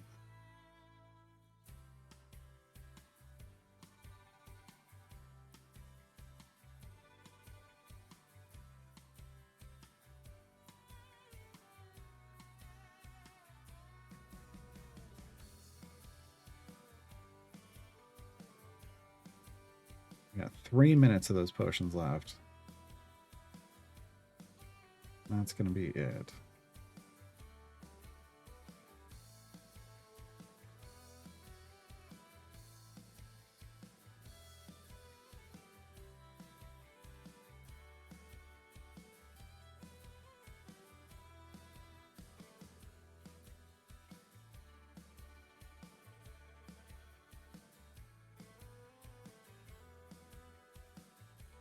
Really trying to... Okay, let's do... Come on. Move up. Dang it. Move up here. Okay. Let's call that Carlac Fish. Nope, everybody died. Everybody died. You're gonna get... You got Farida. Mahen is coming in the next event, and... That's her dad. So you get her, and then Havilar is her sister. And yeah, they're designed to work together.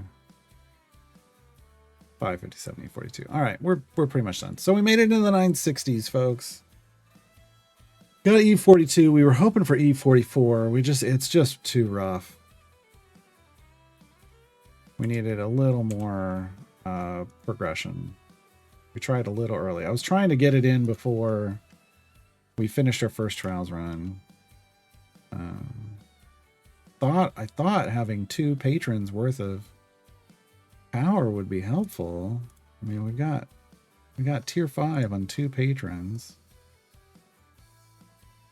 but guessing it's going to need all 4 to really do what we want it to do.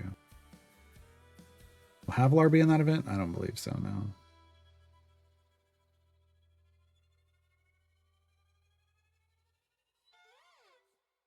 Trying to figure out if there's something else I can do here, but I don't think there is.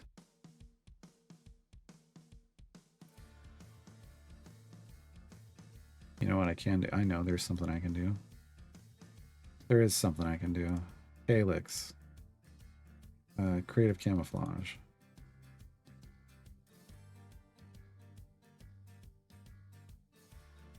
I had them in their speed spec.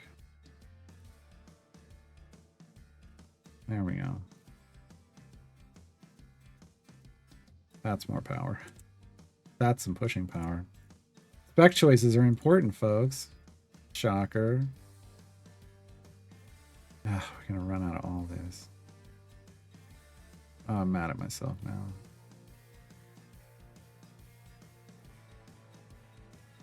I'm mad at myself now. You know what? Punishment. I'm gonna burn one of these. And one of these, and one of these as punishment. Not going to burn more speed, though. Maybe I just do a 15-minute speed.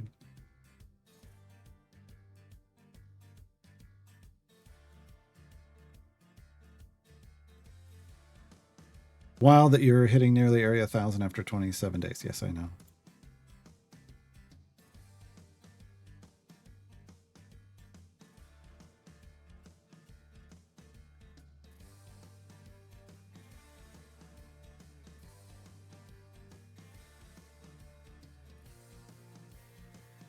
How do I get Dungeon Master other than event?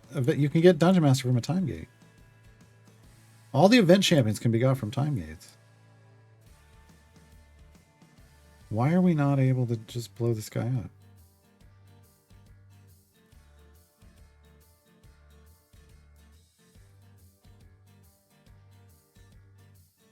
He's slowly taking damage. No worries. But yeah, all the event champions you can get up from time gates. That's some of them people don't. They think they got to pay cash for them, and well, you can. But you don't have to. Okay, this is where. This is where we're gonna make our stand. 969. 9 nice.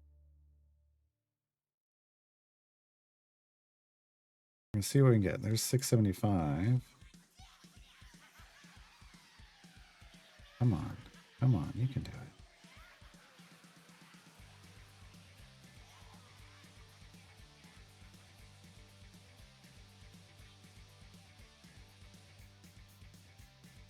Somehow somebody died.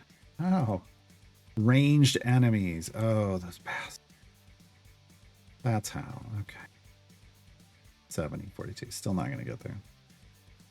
Still not going to get there.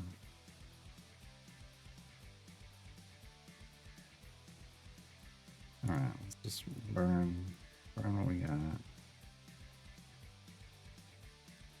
Didn't help any.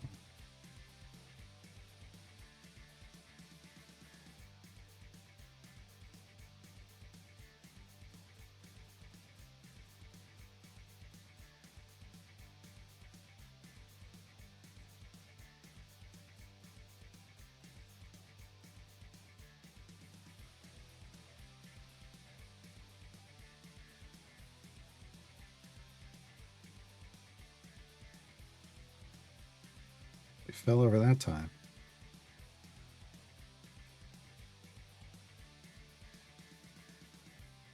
But never mind. We're going further apparently.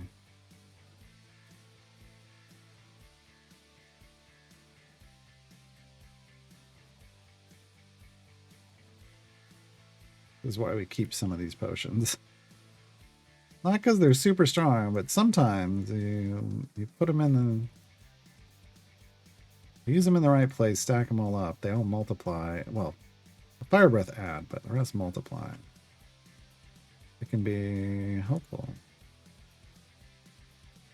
Come on.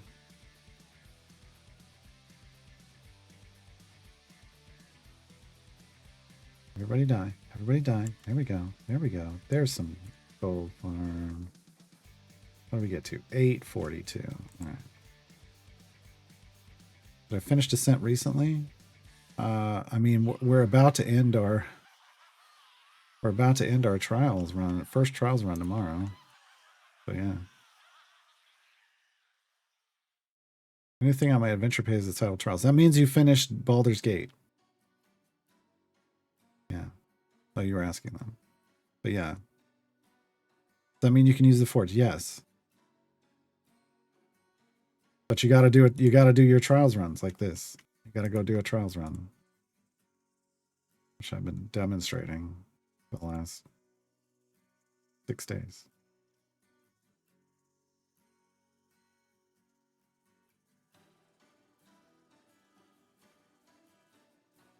You know what? You know what? Chicken butt. I want. That's old.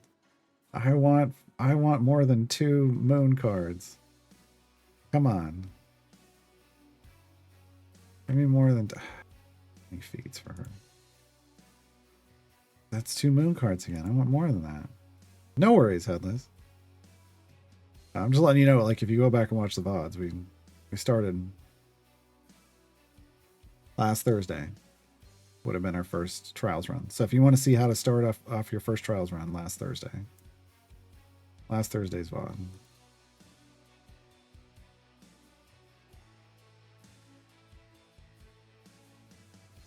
There's 2. Give me one more. Just one more.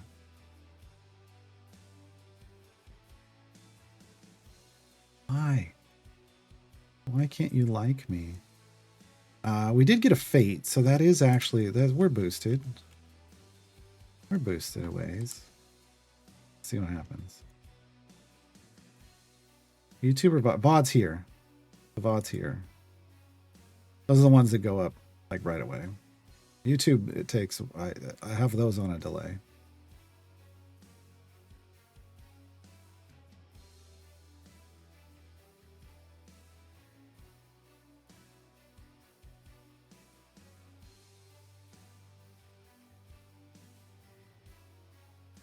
Wow. They really don't want to die. Something fall off? No? No? Something's about to.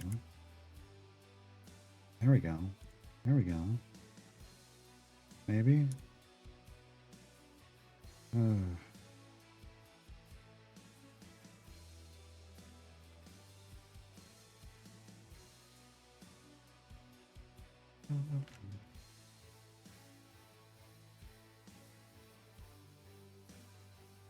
E43. This is the problem. I get here and then I'm like, oh, I can just push it a little further. I really should have used the epics. I really should have used the epic potions. That was a bad decision on my part not to do that. That scaling, I mean, we were so close that scaling would have mattered. I'm so bad because usually I'm like, yeah, I always use the I save the epics for the deep favor runs, and then I didn't do it. All right, so let's get to 984. We'll see. Hopefully there's no range stuff. I mean, if I pop them right now, it feels like a waste, but I'm going to do it anyway.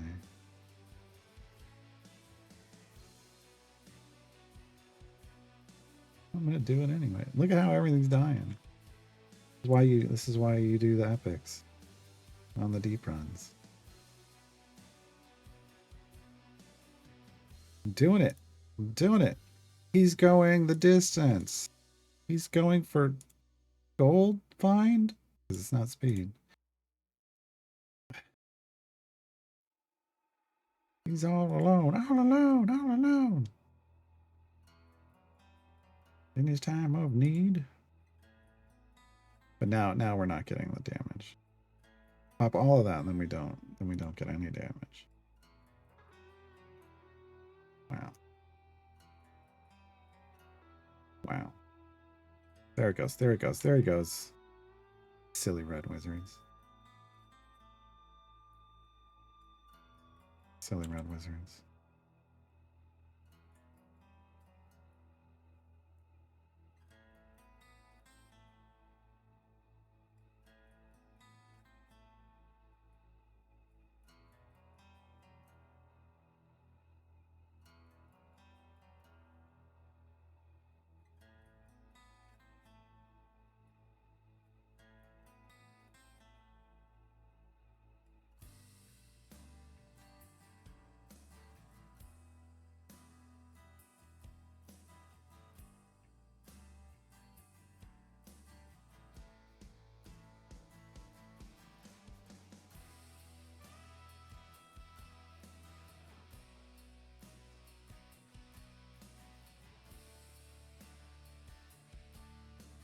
The barbarian's just beefy.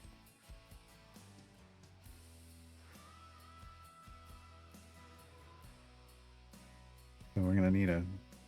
Here's the thing. So I'm saying like we're gonna need a crit, but if you'll notice above his head, like the golden numbers with the coming off the side, that's a crit. We're consistently critting for E300, but our bud isn't there.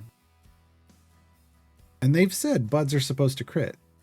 Like crits are supposed to set bud. And so now like so what that leads me to believe is this is like that it's not a champion critting, it's like a ultimate critting, but I don't have any ultimates that are ticking off like that not that consistently. So I don't something about you know what? Someone asked earlier, and I forgot to comment on it. Like, any spicy questions for Dev Insights this week? Yeah, I'm going to ask a question I've asked many, many times before.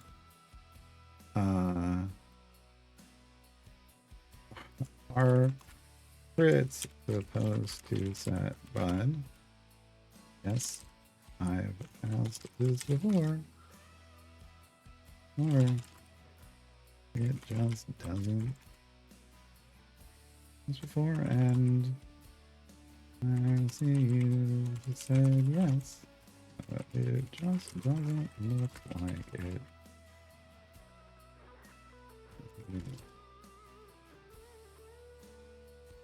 All right.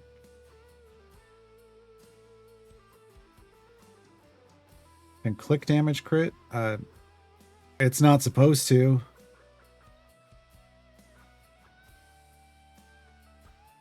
Like if I tap, so I got all my clickers gone. I'm still seeing crits at like 299. Well, now my bud is 299. Let's see if we can get this. Oh, there's 300. Oh, what the hell happened? Where'd all my familiars go? What just... What? What the what? That was weird.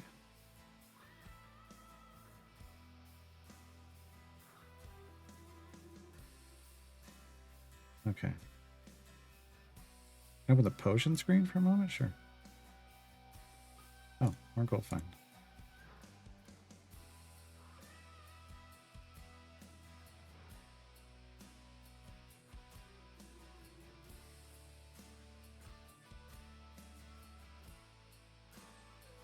Love the visual of Gore sleeping Dev Insights. A little note with our crit supposed to set bud. Check yes or no.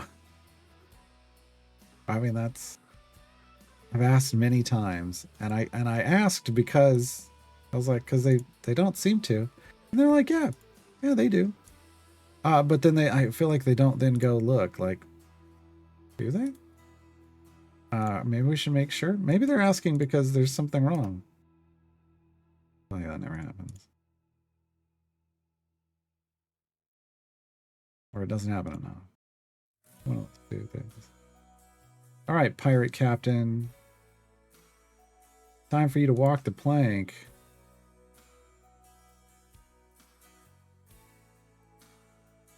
So the next event is Modron March, correct? I assume this will be getting some components and flow parts. No, that's not. No. You're getting champions. That's... I'm the parent, like, you know, you don't get toys for Christmas. You're getting socks and new pants. Because you keep destroying your old pants and socks.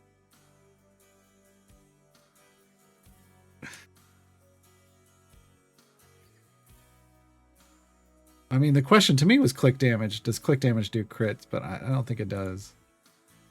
Click damage shouldn't have a base crit value. Champions should have a base crit value. But you got to ask questions like one at a time. Like, we need to know, or do crits set bud? Otherwise... Because... Hold on.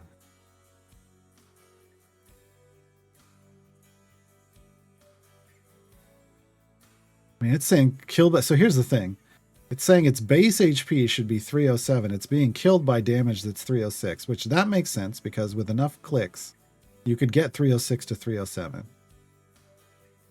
So what we want to see is where are buds getting set? Everything's getting killed by click damage. Caddy Bree set bud at E310. Why? That's not what shows here. It says Caddy Bree just did E310 damage. But if that were true, she'd be setting bud. So this is getting screenshotted. And I'm submitting a ticket. Because there's clearly something wrong. Oh, I am asking the devs. I'm sending it in as a bug report.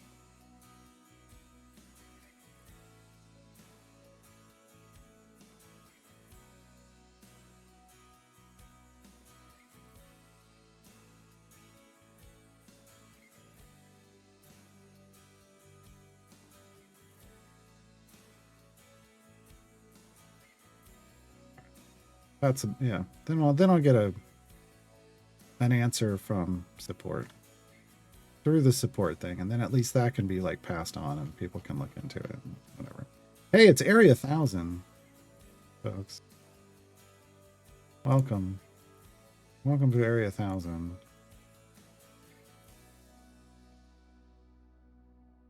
Welcome, as Garwar spends like all his potions to do something he probably shouldn't have done in the first place.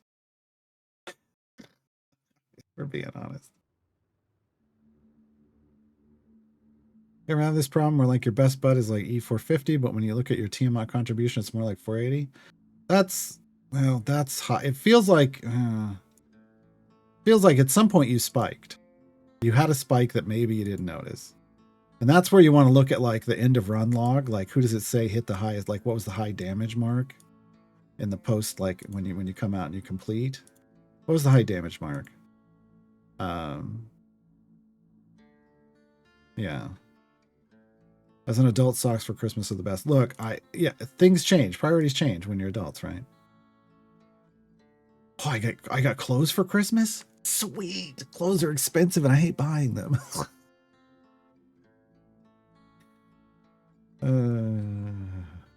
So yeah.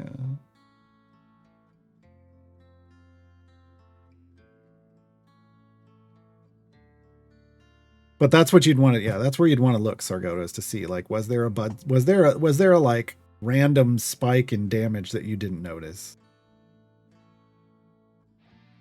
Still get video games every, wow, that's nice. I never got video games. Hey, we cleared Area 1000. I'm a 4-digit adventurer. In 27 days of play, I'm a 4-digit adventurer. That's the fastest I've ever gotten to Area 1000. That's the fastest I've ever gotten to Area 1000. Gold stars in chat. That deserves gold stars in chat. Everyone, even just followers, have access to gold stars. Gold stars, just drop them in chat.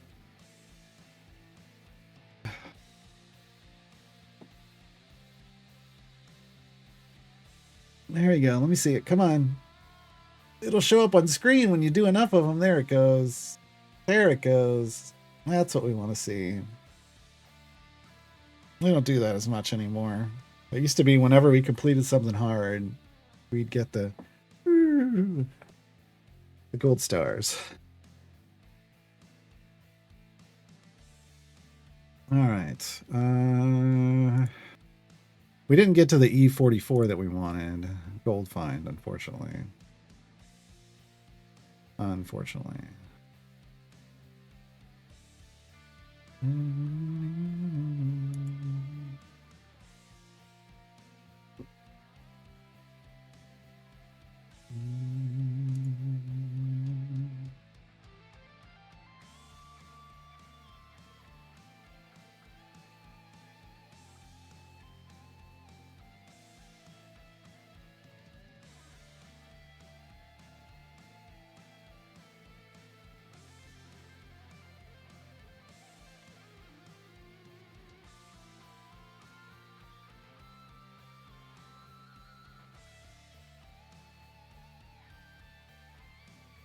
$280.80.43. Got close. I gotta reset because somebody died. You know what? I think we're just done. I think we're done. We're done. Oh, thank you, Headless Chicken. Appreciate it. All right. I think. Therefore, I think we're just gonna go over here. Mad Wizard. And set this up. No. Burner was supposed to load in. There we go. Okay. So I am just gonna. This is 249E42. The warning's gonna pop up, but I don't care. I'm making a decision and buying it anyway. I didn't lose that much favor, and it's the last thing I really wanted. So I'm getting it anyway. Getting it anyway. And then we did get more favor. How much of this can we do? All of it. We maxed out trial Avernus. Wow. Okay, I'll do it. Yeah, I don't care. Then I don't have to do another deep run there ever. Ever. I didn't come over here and buy this stuff when we did our deep run in Sword Coast. I forgot to max this. Oh, this could have helped probably. Oh no, it would have just been that one. We weren't on a patron variant, so it didn't matter. Okay. All right, so we're just gonna buy all this though.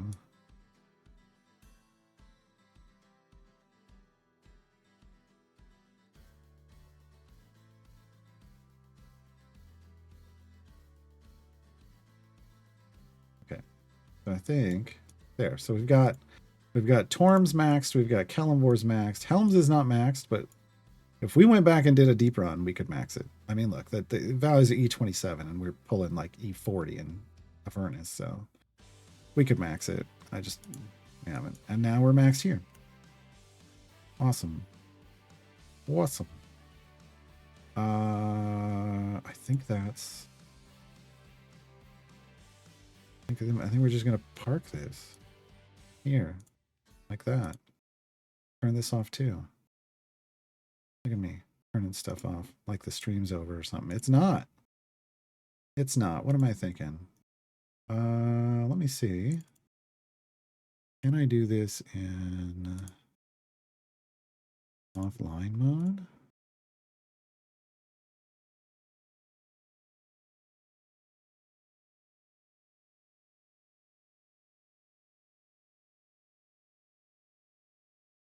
I don't think so.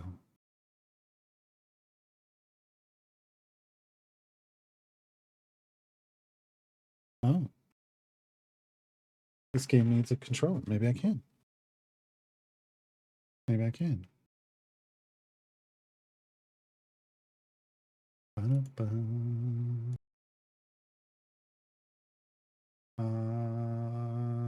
This is not Dave the Diver.